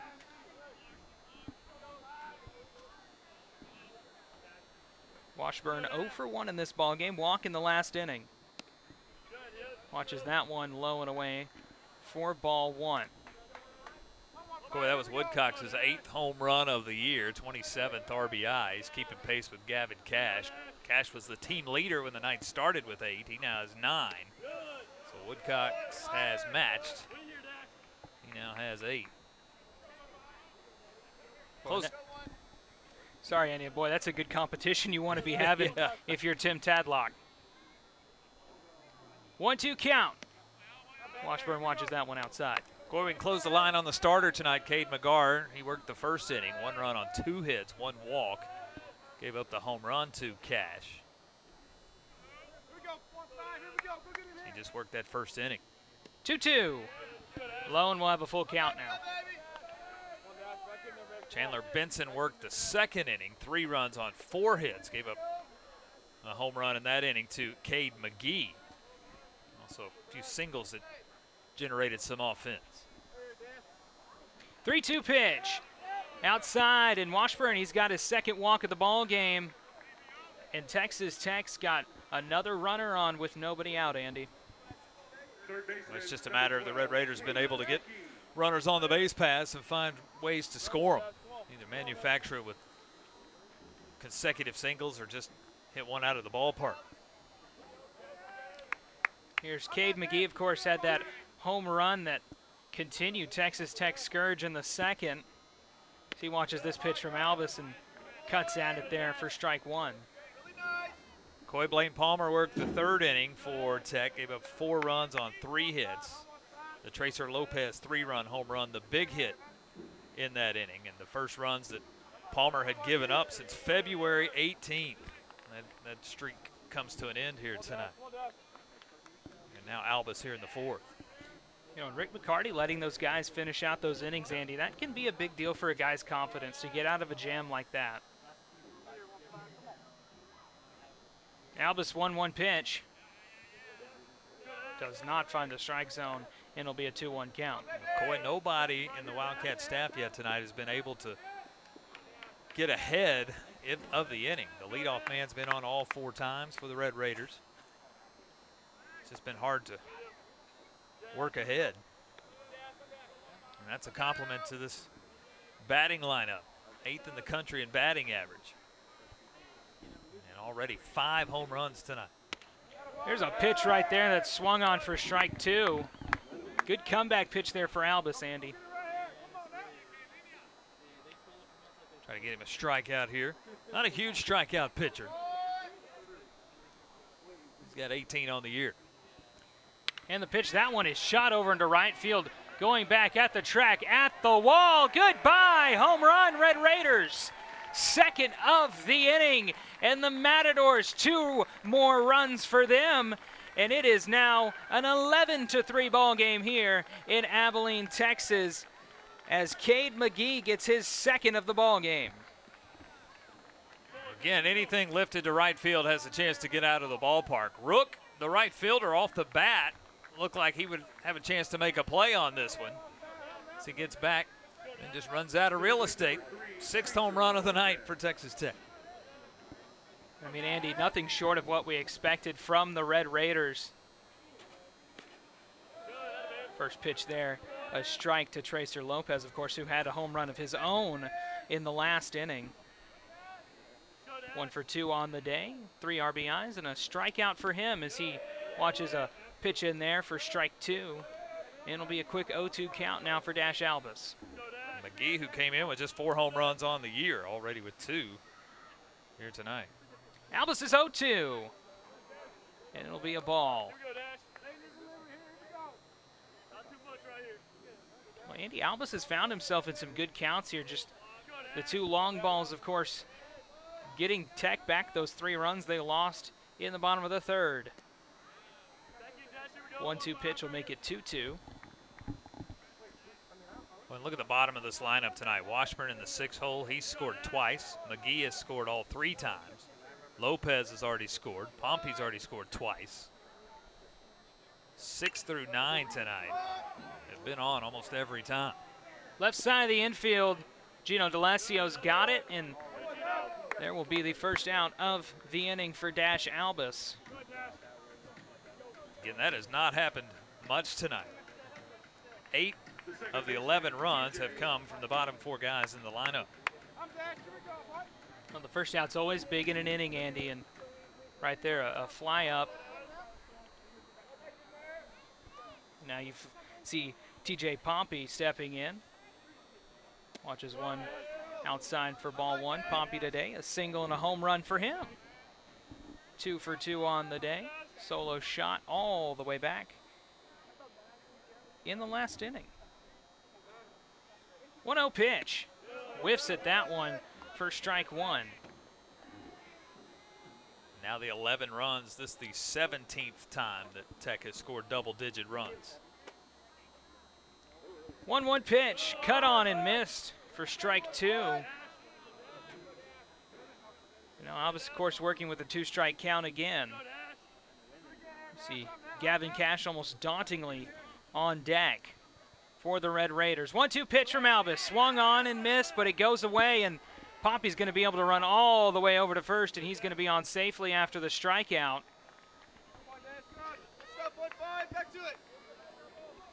Well, it's hard enough to get 3 outs against this lineup. Pompey swings at one down in the dirt. Macy can't field it cleanly and can't find it either. Pompey's on for 3 for the 3rd time in 3 plate appearances. Really hard pitch to hit there. That one got away from Macy in the worst way possible. Didn't know where it went. Well, he tried to backhand it with the glove. He did not drop down to the knees and use the chest protector, and it skipped away from him on the left side. Gavin Cash standing in now, of course, the Red Raiders slugger, leadoff man. That one bounces away, and there's some wheels going on all the way over to third. There will be no throw from Macy, and 2 bases get swiped by TJ Pompey on some wise base running from him. He didn't even question rounding second as that one floated away from Maddox Macy, and a couple wild pitches now causing the problems for the Wildcats. Yeah, Macy never found that one. Didn't field it cleanly. It skipped over towards the first base dugout. Maddox could not find it. Pompey well aware and just kept going first to third. 1-0 pitch again, and Cash gets under this one and shoots it in the gap into center field. That's going to score Pompey with ease. Cash rounding first and trotting over to second. He's going to be in there safely. His 2nd extra base hit of the day, and it's a double and another RBI for the big Red Raiders slugger, Gavin Cash. We just took that the opposite way. Red Raiders will make you pay. Pompey strikes out, gets to first. 2 pitches later on a wild pitch gets to third. The next pitch, Cash drives him in. A single, a double, a home run already for Gavin Cash. Damian Bravo now the batter for the Red Raiders as he looks awkward swinging at that one from Dash Albus. A decent pitch from him. Bravo today 2 for 2, an RBI and a walk for him in this 12-3 ball game. And the pitch, that one is fouled off to the left side, and we're going to try an 0-2 count. First runner at second is Cash now, after that beautiful double out into left center field. Like I said, Bravo 2 singles on the day and a walk for him. Has not come around to score just yet. And that 0-2 pitch is going to get away. Another one gets away from Maddox Macy, and now Gavin Cash is just 90 feet away from scoring. A couple of free walkaways now, and, well, you got a couple of guys that are threatening and looming on deck in this deadly Texas Tech lineup, Andy. Well, it just does not end. Swing and a miss, and a big strikeout for Dash Albus. He finally gets the 2nd out of this inning after a couple of offhanded pitches there, and now runner on third for Kevin Basil. Basil stepping in now, pardon me.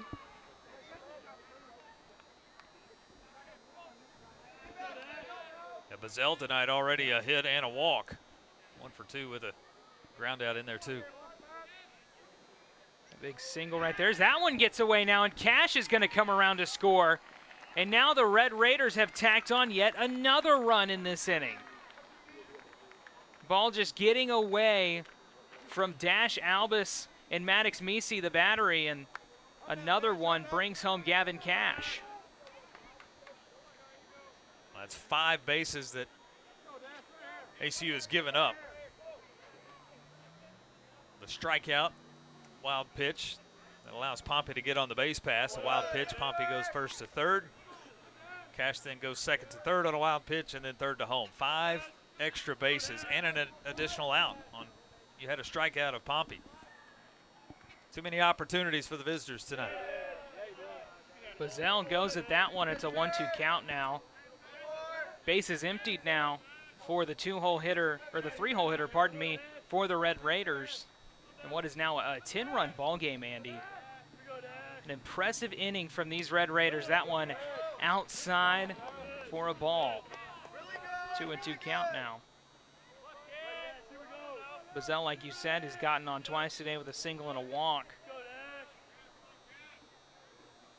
And the 2-2 pitch from Albus. That one is looped out into left field and is fielded by Ladisaw cleanly. Looked like it had a lot of juice under it, but the damage is done. 5 runs for red and black. The Red Raiders lead 13-3. Stick with us on ESPN+.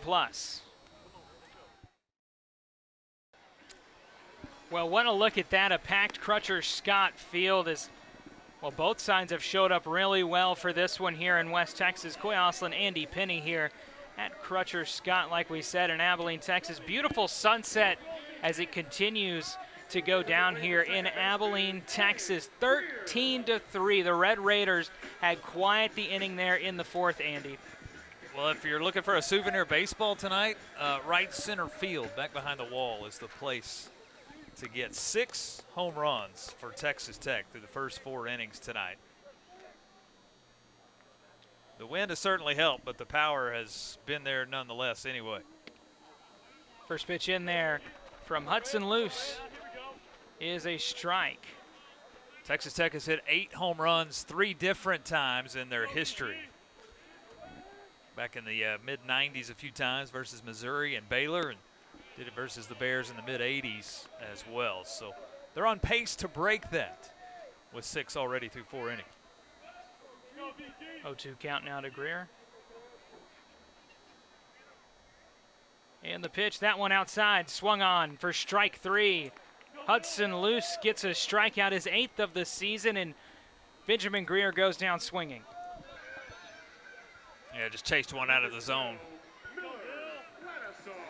A little impatient in that at bat, and he goes down on strikes.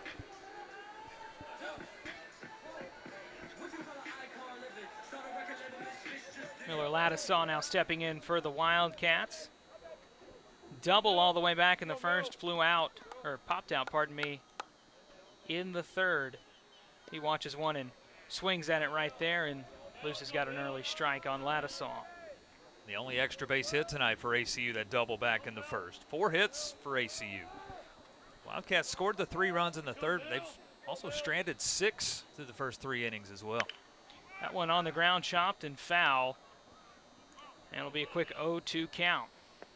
And we always see fun times. Check this out. Rockwall Heath High School. Kevin Bazell behind home plate. Miller Ladisaw at the plate right now. Old high school teammates back at Rockwall Heath in 2019. Does it surprise you that Ladisaw, the MVP, is a senior, Bazell, the defensive MVP, is a sophomore? Now they're both playing on versus each other on the D1 level. One shot over to short and a quick fielding opportunity there for Tracer Lopez. Gets the very quick out of Miller Ladisaw. Yeah, and Andy, you had to do some digging for that graphic, I'm sure. The old, credit to Rockwall Heath, the old social media page, Rockwall Heath Baseball. We went deep in the archives back in 2019. Those graphics were popped up. I was talking to Miller before the game. I was like, hey, you and Kevin still stay in touch? He's like, oh, yeah, we've already talked tonight. We've already checked in on each other. There's so many storylines like that. Of course, these guys play travel ball all summer long, travel the country together, not only on their high school teams, but select teams as well. Certainly a fraternity. D'Alessio takes a swing at that one. It's a 1-1 count now. D'Alessio in this ball game hit by pitch all the way back in the first, found his way on, and a single in the 3rd came around to score as part of that ACU 3-run effort back in the 3rd, which at the time felt like it was going to be pretty big. 1-1 now to D'Alessio, over to short, 6-3, the put out, and the end of the inning. Lopez to Cash calls it in on that inning. It is 13-3 still, and a good inning of work from Hudson Luce. Stick with us on ESPN+. Welcome back to Abilene, Texas. Coy Ostlund and Andy Penny holding down the fort here in Abilene. New pitcher on the mound, and we've got a conversation with our friend Joseph Chaffa. Joseph, what do you got for us? Hey, thanks, Coy. Well, we talked about the teams. We've talked about their student athletes.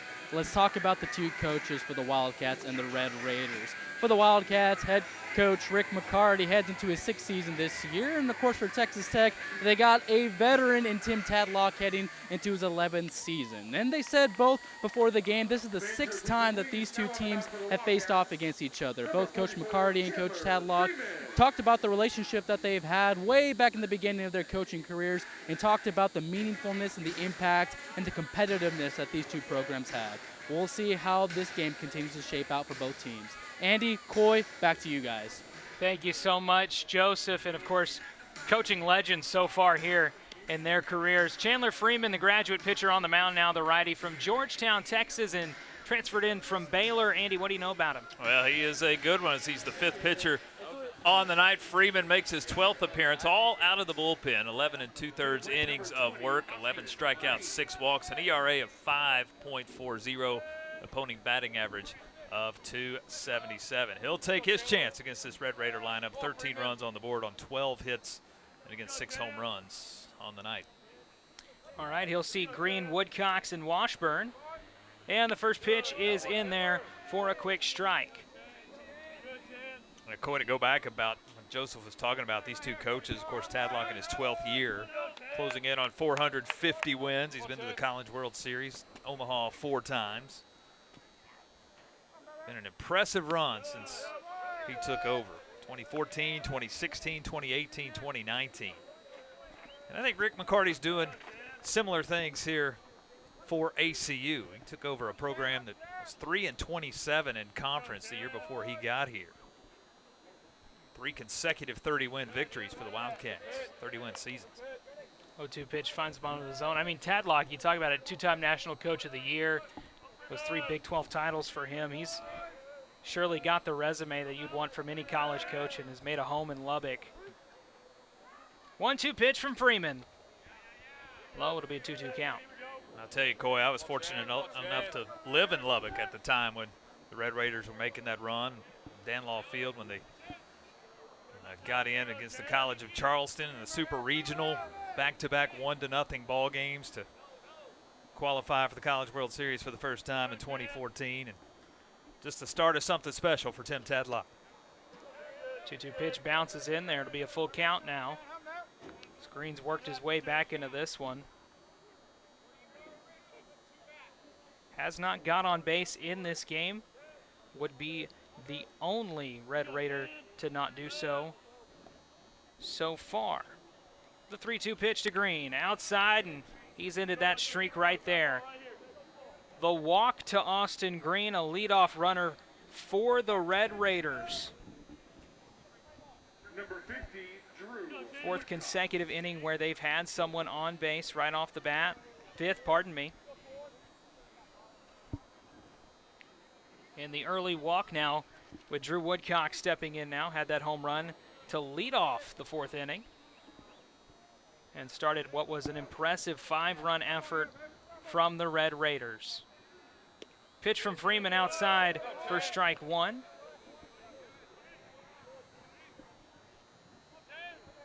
Woodcock's, of course, batting .375 on the season so far.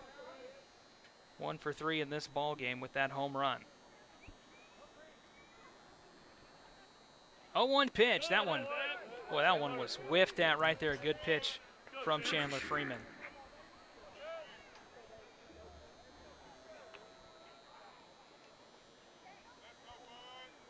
Freeman checks back. And the 0-2. Swung and chopped at the middle. Greer's got it. He's going to toss it over to second for 1. There will be no play at first as Drew Woodcock shows off his legs and how fast he can go. It'll be a fielder's choice out and first out of the inning for ACU, Andy. Well, a tough play for Greer. He backhand stabs it. Able to get the lead man as Payne covering the second base bag. Woodcock's good speed, as you mentioned, to keep from the double play. Fielder's choice here for the first out. Owen Washburn stepping in now for the Red Raiders. 2 walks for him in this ball game. 0 for 1 would be the stat line. First pitch to him, outside for ball 1. Coy, we have yet to close the line on Hudson Parker, the starter for the Red Raiders tonight, his longest outing of the year, 2 1/3 innings of work. 3 runs, but just 1 earned on 4 hits. 3 walks, no strikeouts, 57 pitches tonight for Parker. 1-0 pitch to Washburn. He gets under it and fouls it to the right side. It'll be a 1-1 count. Isaiah Rhodes did come in and went a third of an inning. No runs, no hits. Walked a batter just through 12 pitches. And now Hudson Luce has been on the mound for an inning and a third. He looked good, Andy. Yeah. 1-1 count for Freeman. That one on the ground and off of Freeman. Oh, that was a hard hit. Well, I think that caught him on the left side of the face. Yeah. Didn't quite get the glove up in time. It hit him right around the ear. Another one of those On hard that left bouncers, side. yeah. Already getting up here a little bit. Right around that cheekbone, I think. Oh, It's good to see him sitting there shaking his head yes and no. Rick McCarty having a chat here with his pitcher. it looked like Coy off the bat that he had enough reaction time to make a play. I don't know if it just got on him, skipped a little bit different than he thought off the turf, or if he just took his eye off of it long enough that it skipped up over the glove. Taking a second here and catching the breath. Good to see him up on his feet. It's good to see him looking good, too. He's got to be laugh that one off. His boys hyping him up there, the infield for ACU. Having a couple laughs about that one. Yeah, so smiles all around. Looks like he's okay. He's even going to stay in the ball game. Well, the way he hit the deck, Andy, it looked a little tough.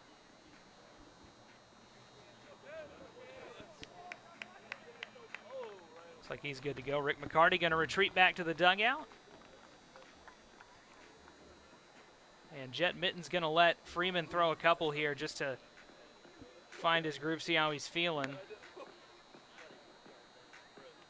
Will be runners on first and second. Washburn at first, and Woodcox will be on second.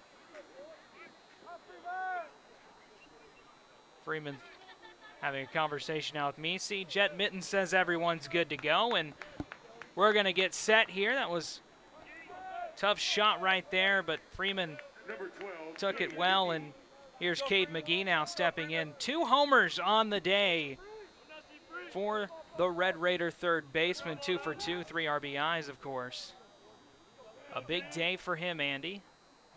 Runners on first, second, and the first pitch. He will not offer at as that one is outside for ball 1. Again, just 4 home runs on the year prior to tonight, but 2 more tonight. A solo home run to lead off the second, a 2-run bomb in the 4th. Got the golden bat for the Red Raiders tonight. The 1-0 pitch to him. Low for ball 2. You can't imagine he's going to get too much in the zone here, Andy. I think they've all been dipped in gold tonight. I'm going to be honest yeah. with you. Yeah.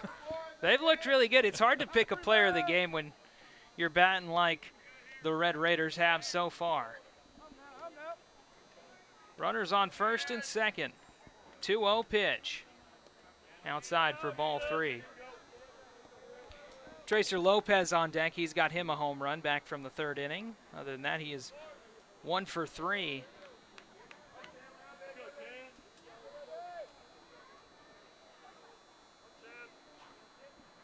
Freeman looks in. And the 3-0 pitch.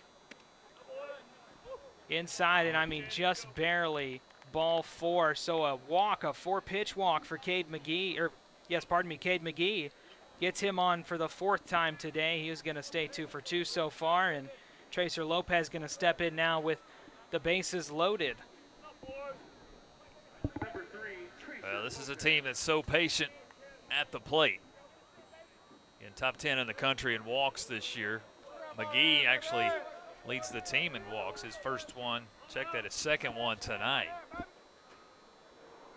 3 passes will come back to bite you. That's the 7th walk by ACU pitching tonight. Lopez watches one outside for ball 1. This season batting .212 with runners in scoring position. Has not had an opportunity with bases loaded.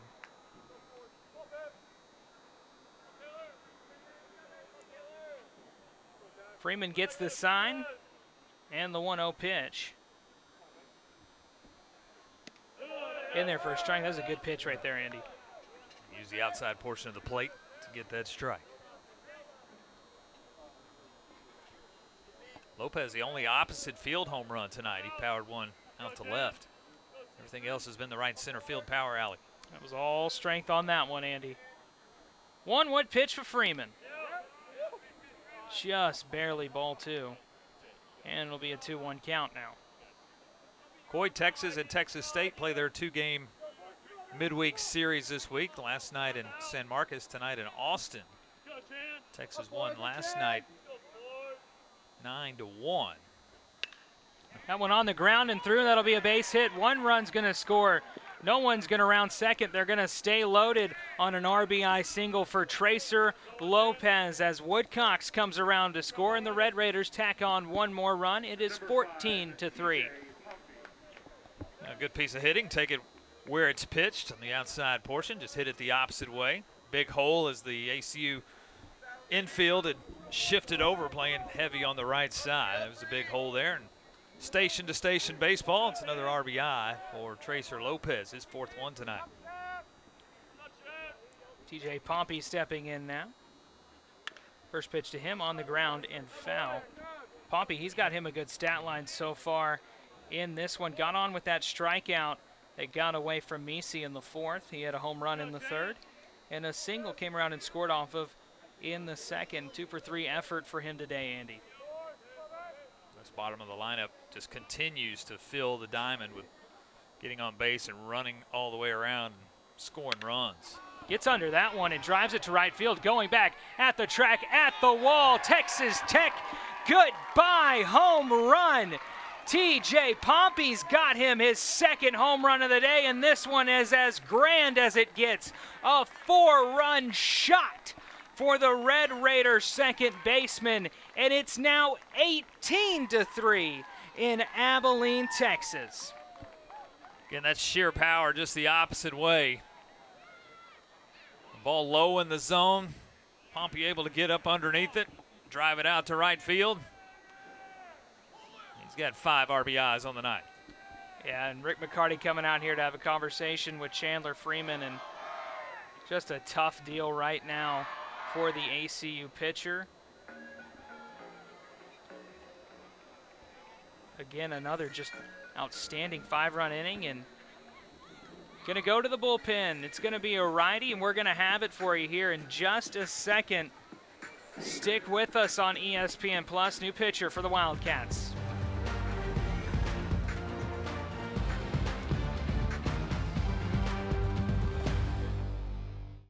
Nolan Foster on the mound. As you see the Bible building here on the hill in Abilene, Texas. Nolan Foster there, the righty on the mound. Andy, the transfer from Texas Tech, getting to face his old friends. Yeah, he wore a Red Raider uniform last year. He wears the Wildcat uniform this year. The righty out of McKinney, Texas McKinney North High School will get a chance to get on the mound. His 4th appearance of the year. He's just worked 2 1/3 innings of work. 3 strikeouts, 4 walks, and a chance again here to get back on the mound. And you know, the Red Raider bats have just been something impressive. Coy, as I look at the stat line here, 6 through 9 tonight. Washburn, McGee, Lopez, and Pompey. The bottom of the lineup has scored 14 of the 18 runs, 4 times through. Pretty impressive stuff from the bottom portion. 13 of the 18 runs, from those 4 guys, Washburn, McGee, Lopez, and Pompey, who just hit the grand slam. Well, quite a bit of ink in this one so far used, Andy, and it will keep continuing on. Gavin Cash stepping in now, of course. 3 for 4 in the ballgame for him. 2 RBIs, a home run, a single, and a double for him. 3 legs of the cycle as he watches one bounce in for ball 2.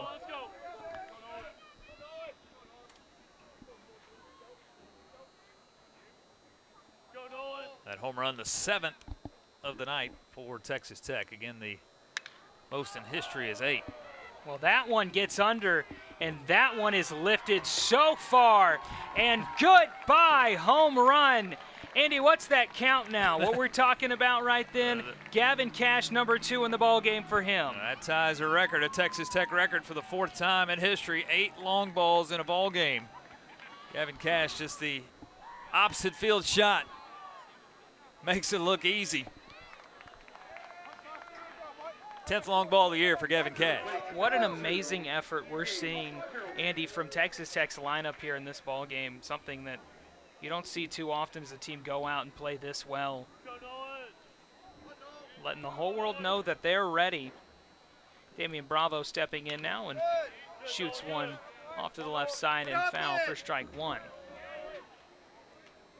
Well, it started on the first pitch tonight. Gavin Cash, the very first pitch of the ball game, a solo home run. And now his 2nd of the night, and again the 8th as a team. Bravo himself a walk back in the first. 2 singles for him today, so another Red Raider is having himself a very comfortable day. And we're still just in the top of the 5th here, Coy. Pardon me, this is Gage Harrelson now stepping in. Pinch hitting for Bravo.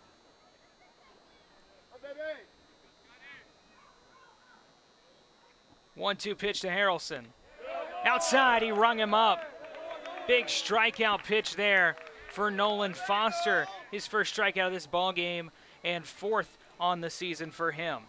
Yeah, Harrelson not a big fan of that call. He thought that was off the plate. Number 4, Kevin Bazell. Jet Minton thought otherwise. He gets the last say. That zone might starting to widen here in a 19-3 ball game. So Harrelson goes down on strikes, and Kevin Bazell stepping in now. First pitch to him is way outside and bounces into the glove of Misi. Bazell a walk and a single in this one.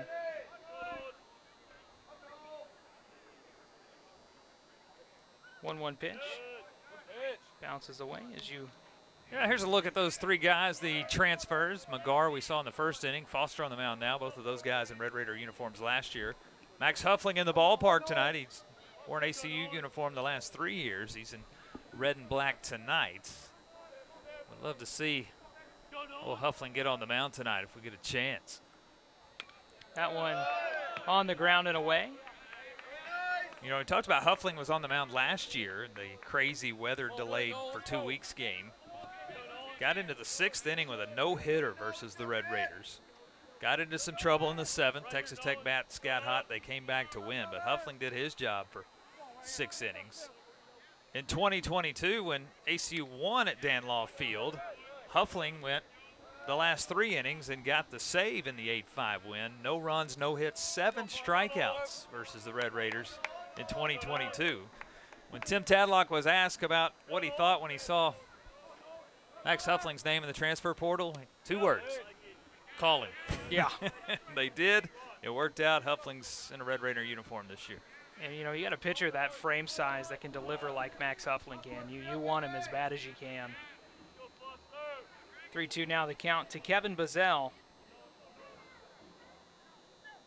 And the pitch swung on and missed. Second strikeout of the inning. Bazell goes down, but the Red Raiders 6 runs in this one. It is now a 19-3 ball game in Abilene, Texas. We're headed to bottom of the 5th, pardon me. Stick with us on ESPN+. Beautiful downtown Abilene, Texas. 19-3 here in Abilene as the Red Raiders are on top by 16. Coy Oslin, Andy Penny, and Crutcher Scott Field. To the plate, number 40, Caden Matlin. Bottom of the 5th. Be Maddox Misi, Zant Payne. And right now, Bobby Surface in that DH slot. There will be a pinch hitter right here. First pitch, though, will be low for ball 1. It's Caden Matlin who is at the plate. The junior catcher, he'll get a chance to swing the bat here for Misi in the 4th spot.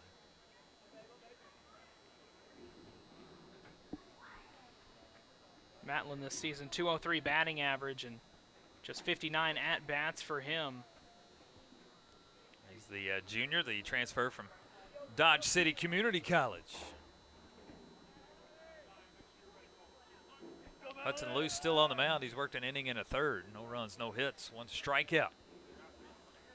Pitch to Matlin, fouls that one off on the left side, and it'll be a 1-1 count. It feels like forever ago, but Luce 3 up, 3 down, bottom of the 4th. He's only pitched 14 pitches to get 4 outs. And the 1-1 pitch to Matlin. In there right over the zone for a strike. Be a 1-2 count now. Again, the 8 home runs for Texas Tech, according to the research that we have, is tied for the most in school history in a game, done it 3 times. Back in the early Big 12 days versus Missouri in '97, versus Baylor in '96.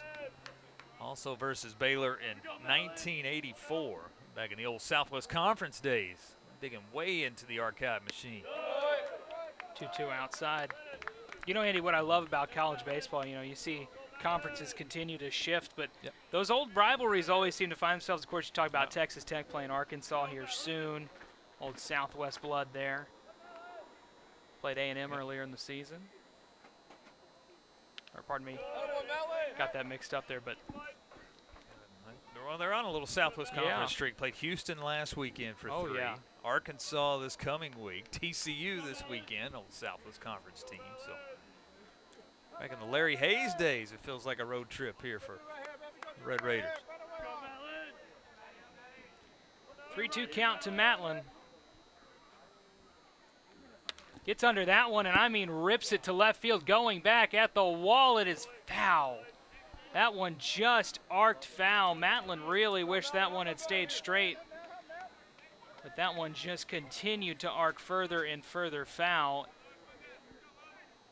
Did not have the distance to go over the wall either way. Bounced foul. Try that 3-2 count one more time. And the pitch from Luce. Struck him out. Throw over to first. Ooh, a little off balance there, but Cash recovers and taps first base for the first out of this inning. Well, Luce continues to dominate. 5 up, 5 down since he's come in the ball game.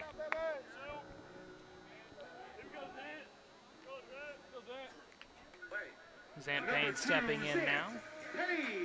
Reached in the 3rd inning on a hit by pitch. 0 for 1 on the day for him. And the first pitch to Payne. In there for a beautiful strike for Hudson Luce. Coy mentioned a moment ago Texas and Texas State playing a 2-game midweek. Last night in San Marcos, tonight in Austin. Longhorns won 9-1 in the first game, a game that started in San Marcos. It ended in Austin earlier this evening, 9-1 the final. Payne pops that one up, and Gavin Cash tracks it down for the second out of this inning. 2 plays from the first baseman for the Red Raiders. Tonight they're in Austin. Finished that first game, Texas 9-1. They play the 4th tonight. Texas State, the Bobcats, a 3-0 lead on the Longhorns. They're in the top of the 4th, a dish full. Majority of the midweek games were last night, of course, on Tuesday, but a handful of Wednesday midweek games, both in the Big 12 and the WAC. One in there for ball 1. West Virginia leads the Big 12 in the conference standings. They play Marshall tonight. They're in extra innings. West Virginia and Marshall tied at 2 in the 10th. Outside there to surface, and will be a 2-0 count now. Central Florida an early lead on Stetson, 3-0. Kansas State, Wichita State play tonight. The Shockers 3-2 lead on the Wildcats, bottom of the 8th. Wichita State played Oklahoma State last night. The Cowboys the better of the Shockers last night. OSU has the night off tonight.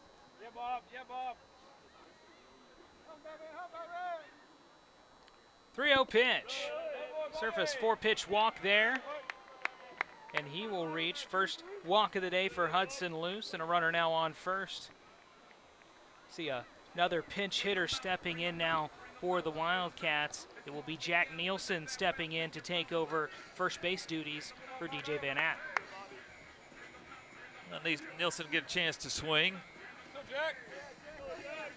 Jack, the junior at South Lake Carroll High School there in the Number 32, Metroplex. Nielsen. Jack on the year, 211 the average, 4 hits and 19 at bats. 5 RBIs to his name.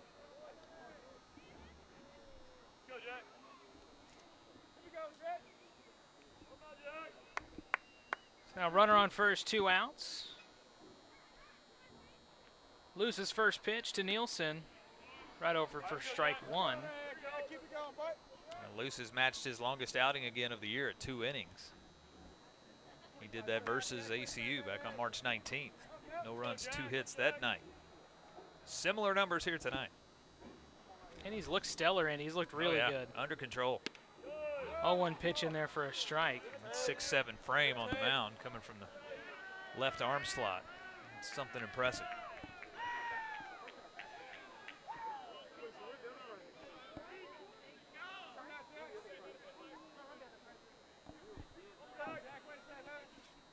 Oh, 2 pitch. Oh, just barely, and I mean everyone thought that one was strike 3 right there to Jack Nielsen. Everybody took that first step to the dugout. Umpire says, just a little bit outside. We'll do 1 and 2.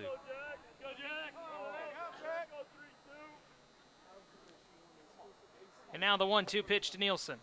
On the ground and shot over to Tracer Lopez. Lopez going to dish it over to second base, and Poppy's there for the 6-4 putout. ACU no damage at all with 1 runner left on. Stick with us. We're going to number 6 in Abilene, Texas. Welcome back to Abilene, Texas. Coy Oslin and Andy Penny out here in the 6th inning of this 19-3 ball game. Of course, Andy, we've talked about it several times. Red Raiders 16 hits, 19 runs, only 5 left on base. What has been an outstanding offensive evening for the Red Raiders. Nolan Foster still on the mound for the Wildcats. The first pitch is outside for ball 1. Pinch hitter here for the Red Raiders. That's going to be Will Burns stepping in, the freshman. Watches one in there for strike 1. Burns will be stepping in for Austin Green.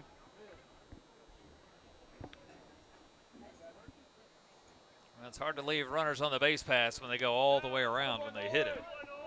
8 of the 16 hits over the wall for the Red Raiders. See a peek at the guys hanging out in the dugout for the Wildcats. 1-2 pitch now from Foster. High for ball 2.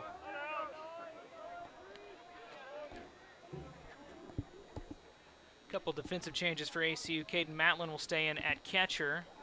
We watch the 2-2 here. That one's outside for ball 3. Jack Nielsen at first, and Zion Stevens will take over duties at second base. Eric Martin out in left field.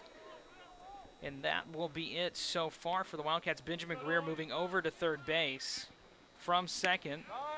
Stevens in for D'Alessio. That one outside, or pardon me, outside. Yeah, I lost track of the count at the plate there, but that one was ball 4.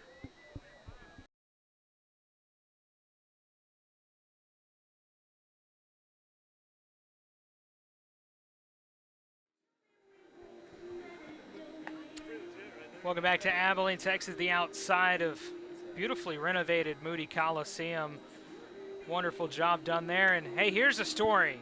Max Huffling has returned to Abilene, Texas on the mound for the Red Raiders, a familiar spot for the senior from Edmond, Oklahoma. Andy, tell us a little bit about him. Yeah, good to see Max back in the ballpark. 3 years in an ACU uniform. He'll take over here for Texas Tech, his 7th appearance of the year. As you can see, No record, just 7 1/3 innings of work this year for Tim Tadlock. The ERA is at 7.5. 9 strikeouts, 2 walks. He's a strikeout pitcher.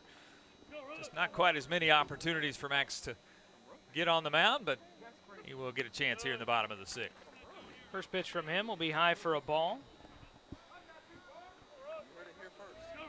Holden Rook, of course, stepping in now. 0 for 1 on the day. Had a sac fly back in the 3rd inning as he watches strike 1 there. And of course, as we've talked about, Max had so much success as an ACU Wildcat pitcher versus Texas Tech. And now an opportunity to face his former teammates. Rook pops that one back and foul.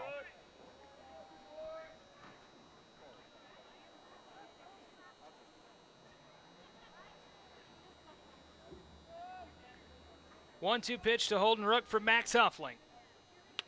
On the ground and foul. Holden trying to keep his 5-game hitting streak alive here in the bottom of the 6th inning. Yeah, Max started his Tech career a great note. He pitched against Oregon back on February 18th at a Globe Life field. 3 innings of work, just 1 run, 6 hits against the Ducks. But again, he's only made 6 appearances all year. He did pitch an inning last week versus Stanford. 2-2 cut on and miss. Fielded by Maxey and thrown on to first for the out. Did forget to mention that Maxey came in for Kevin Bazell defensively in the 5th inning behind the dish now. Yeah, Maxey, the pride of Friendswood, Texas. Rance Radke now the pinch hitter for Reese Borho in that 9-hole slot.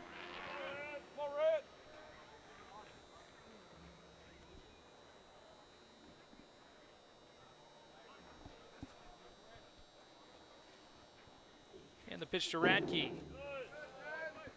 Outside for a ball. Yeah, Radke, the transfer, he's from Wichita Falls, the transfer from Seward County Community College.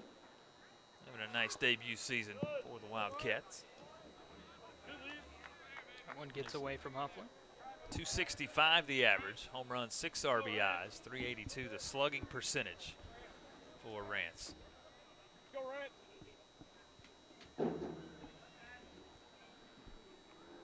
2-0 pitch to Radke. In there for a ball. Again, ACU out of conference this weekend versus UC Davis here at Crutcher Scott, Friday through Sunday. They're the odd man out in the 11-team WAC. They get the weekend out of conference this weekend. Radke gets the walk. Yeah, 4-pitch walk there for Rance Radke. That's number 9 on the season for him. The big series to watch in the WAC this weekend. We'll be scoreboard watching. Grand Canyon is at UT Arlington this weekend. The Lopes again in first at 9-3. ACU in second at 10-5. UT Arlington at 9-6. They're just a game behind ACU. So that's a big weekend of baseball for those 2 teams, as well as ACU, who will stay at 10-5 throughout the weekend. Those 2 teams will adjust, obviously. Take a look at Benjamin Greer, 1 for 3 on the day of the strikeout. Single to start the game, got caught stealing.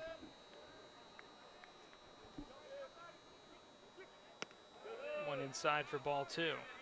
And UC Davis comes to town this weekend for non-conference series. It's the only 3 games for UC Davis outside of the state of California all season long. They scheduled it well. 2-0 pitch. High for ball 3. You know, if you're traveling out of the state for one series, why not go all the way to the East Coast, pardon me. I'm not sure what the restaurant selection is in Cal Davis, but teams like to go there. And it's not like they only played California teams this year. Back-to-back 4-pitch walks, and Benjamin Greer gets on, and the train will continue through. Pinch hitter now for Miller Ladisaw will be Eric Martin, the senior from Kitchener, Ontario, Canada.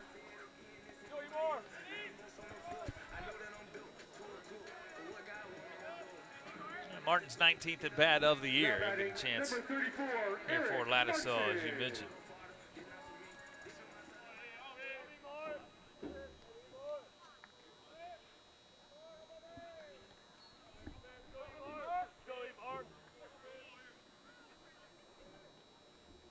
Pitch to Martin now.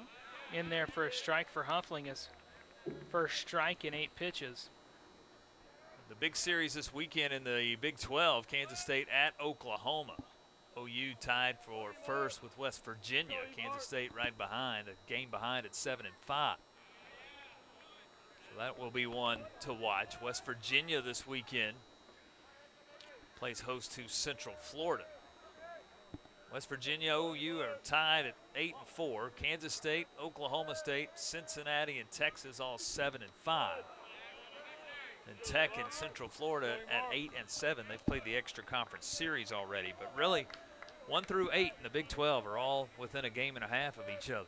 Yeah, very similar to the WAC in competitiveness. I think a lot of people recognize how great the Big 12 has been in baseball all these many years. 1-2 pitch. Fouled off to the right side.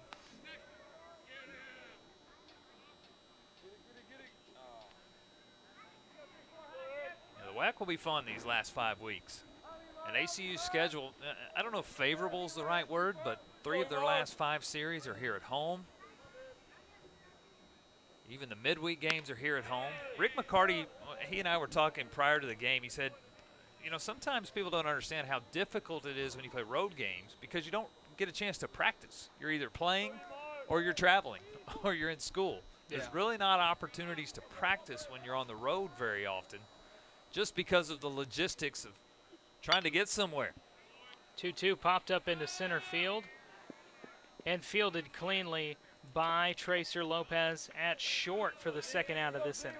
Put the infield fly rule in effect there as that ball in the shallow outfield that the third base umpire Kyle Parker had identified the infield fly for the second out of the inning.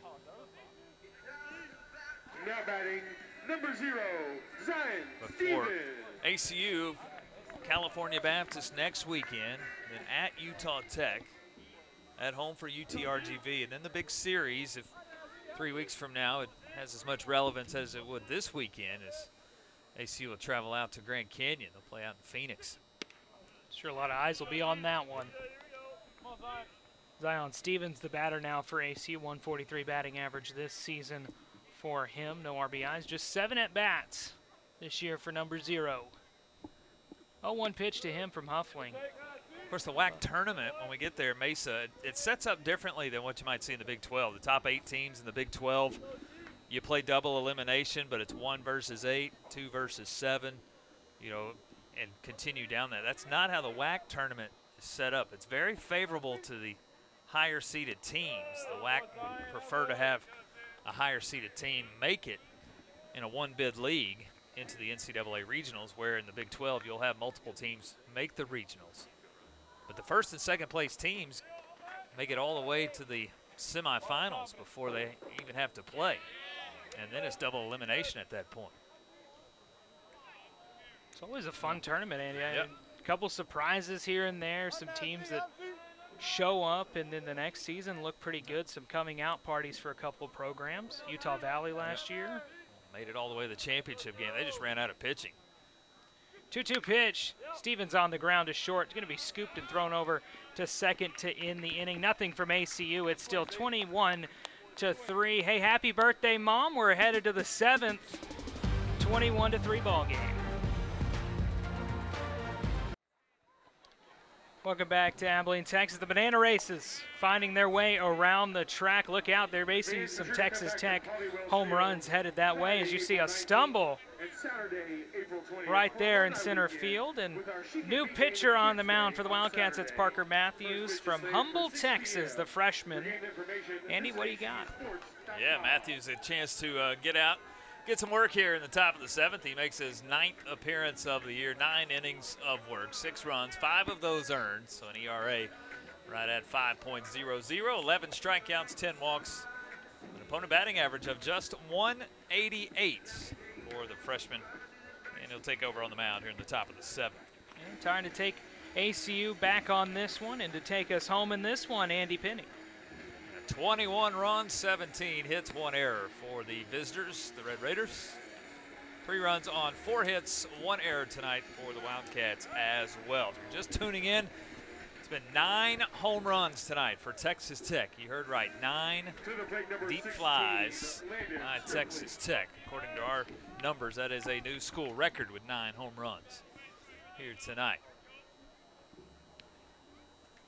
As we get ready here for the top of the 7th, Matthews on the mound.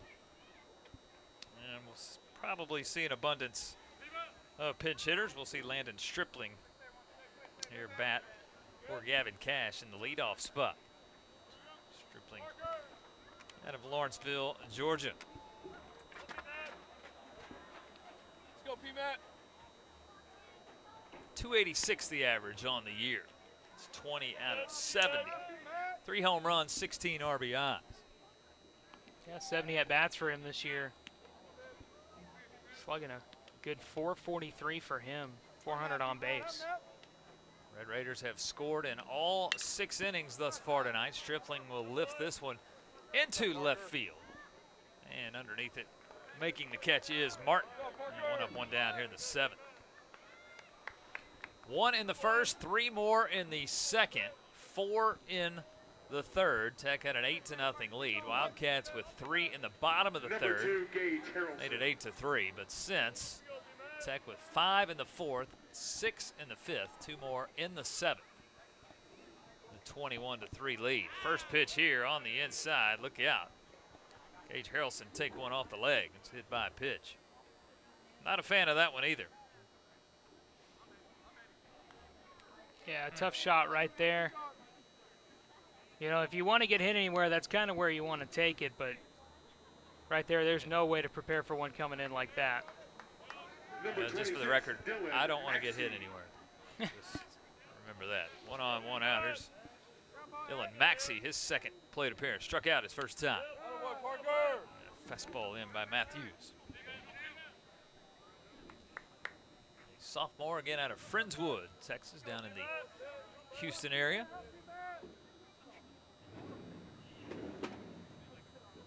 The 0-1. Fastball just misses. In ACU, their next 8 after tonight, all here at home as well. 3 versus UC Davis. Midweek next week versus TCU, then hosting California Baptist. Another midweek, 2 weeks from yesterday versus Tarleton. Tarleton in the WAC, but that's a non-conference midweek game. Easy trip, Stephenville to Abilene, about an hour and 45 minutes.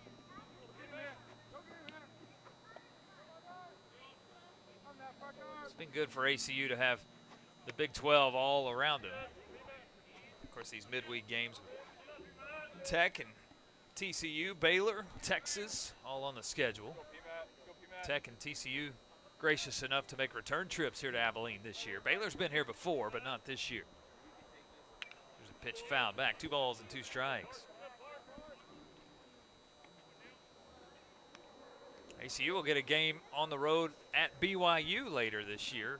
A Monday game, 3-game series versus Utah Tech over the weekend, and then a 4th game on that Monday at BYU. Coach McCarty will get the midweek game in early before the flight back to Abilene. So there's a fastball hit the opposite way and just foul. We'll do 2-2 again. Yeah, you talk about BYU, I mean, that's one of the prettiest stadiums Oh, no doubt. you can see in all of college baseball. BYU, Utah Valley is very similar. And the backdrop of the mountains. Pretty impressive stuff.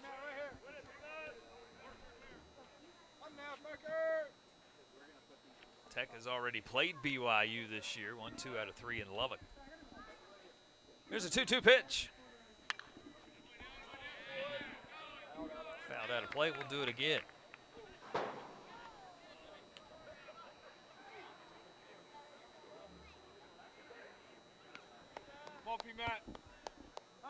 This will be a night that the Wildcats will want to wash away in a hurry and get back to more baseball. Again, 10-5 in conference. They've won all 5 series thus far this year, 2 out of 3. So there's a ball lifted. Martin positioned well. He'll make that catch second time in the inning. 2 down here in the top of the 7th. But 2 out of 3 versus UT Arlington, Stephen F. Austin, Utah Valley, Sacramento State on the road. That was a big series for the Wildcats.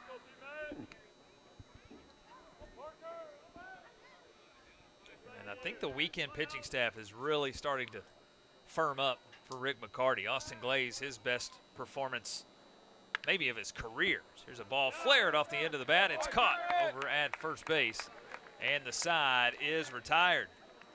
Stretch time in Abilene. Texas Tech 21-3 lead.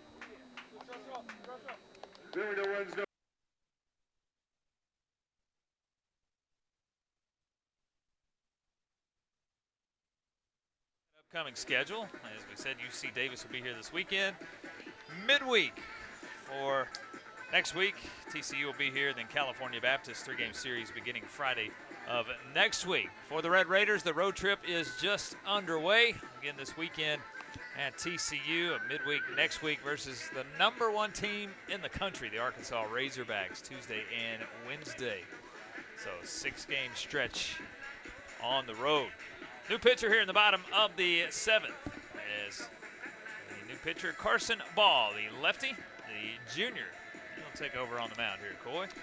Yeah, not a big sample size at all for him this year. 3 earned runs and 1 walk. Of course, sitting with what is technically an infinite ERA, having not completed an out this season for the junior from Pottsboro, Texas. So trying to pad his stat book just a little bit, feel a little bit better about those numbers here in his junior year. As he will take over here on the mound. Max Huffling worked the 6th inning. First pitch swinging, a slow roller over to the right side. And the play is made. His ball will cover the bag. 3-1, 1 pitch, 1 out. And there's the first recorded out of the 2024 season. He only took 1 pitch here in Abilene tonight. Yeah, and I'm sure he feels great about that. That's obviously something that you don't like to see in your stat book. That can mean something to a lot of players, you know, and don't obviously know him very well, but, you know, that's something that can mean a lot to players, and it's always good to see that. There's Zant Payne, who stayed in the lineup all night tonight. And first pitch is a fastball for a strike. The run rule is in effect tonight, so 3 outs here in the bottom of the 7th will put a bow on this one. Tech will get their 25th win of the year. There's the 0-1 and another strike. No balls and 2 strikes. And Andy, looking at these numbers, 4 hits, 3 runs for Texas Tech's bullpen tonight. And what is, you know, typically a bullpen game midweek. Good effort from them, Andy. They got to feel really good about themselves. Hudson Luce goes 2 1/3 innings tonight. No runs, no hits on 32 pitches. Max Huffling worked the 6th. No runs, no hits. Did walk 2 batters, but no damage. 25 pitches for him. And now Carson Ball here in the bottom of the 7th. Here's a 1-2. Swung on and missed. And Payne down on strikes. Good off-speed pitch there. Quickly 2 down. Yeah, first strikeout this year for Carson Ball. That looked really good, Andy. That was a pretty pitch to look at.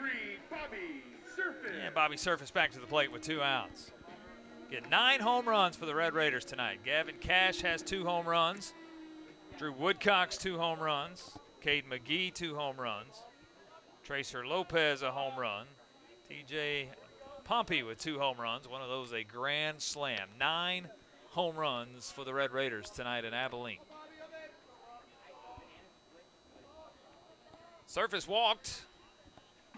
His plate appearance back in the 5th. Here's the 0-1. It's outside. 1 ball and 1 strike.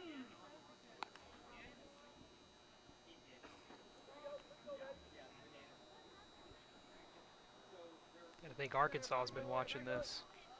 The score go up, Andy. I'm just blown away with what we've seen. It has been impressive. 2 balls and 1 strike. Arkansas is playing good baseballs too. They've earned that #1. Swept LSU a few weeks ago. Swept Ole Miss. You talk about all those games they play at Globe Life Field early in the year. That was a coming out party for that Arkansas team. They were already a good club, but they established themselves during those games. High and tight, 3-1. One of their few losses this year is to Oklahoma State. The Cowboys came on Big 12 play pretty slow, but they've been playing better as of late. They won the final Bedlam series in the Big 12. They beat OU twice this past weekend. Here's the 3-1. Loaded up. 3 balls and 2 strikes. Yeah, Oklahoma State been making a lot of news for an odd reason. Jackson Holliday getting called up to the Orioles. He was originally committed to play ball at Oklahoma State, but obviously I'm sure that signing bonus was a good reason not to play college ball, and he's proved himself. He looks like a great prospect. Did not take long to get to the bigs. 3 balls, 2 strikes with 2 outs here in the bottom of the 7th. This is the ball pitch, and we'll do it again. And the Red Raiders will stay the night here in Abilene. They'll travel to Fort Worth on now a 8-day road trip. Straight to Fort Worth for 3, straight to Fayetteville for 2. I was talking with Jamie Lent prior to the game, the radio voice of the Red Raiders. He and Jeff Haxton, they were telling me at least they get to fly home from Fayetteville next Wednesday. Here's the payoff pitch. It's in for a strike. Strike 3. It's a 1-2-3 inning for Texas Tech, and that's the ball game tonight here at Crutcher Scott. Texas Tech with 9 deep balls tonight, 21-3 the final. Impressive performance by the visitors. Andy, I'm just blown away with what we saw by Texas Tech tonight. They looked great offensively, but defensively, what their bullpen brought. Some of the back-end guys that haven't been used too much this year, Andy, looked great too. All-around great effort for Tim Tadlock's Red Raiders. Texas Tech improves to 25-9. ACU falls to 19-14. Your final score, Texas Tech 21 and ACU 3. Hey, this has been a presentation of the Western Athletic Conference on ESPN. All games airing on the ESPN networks are streaming live.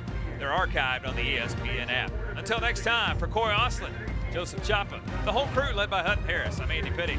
So long, take care. Good night from Abilene, Texas.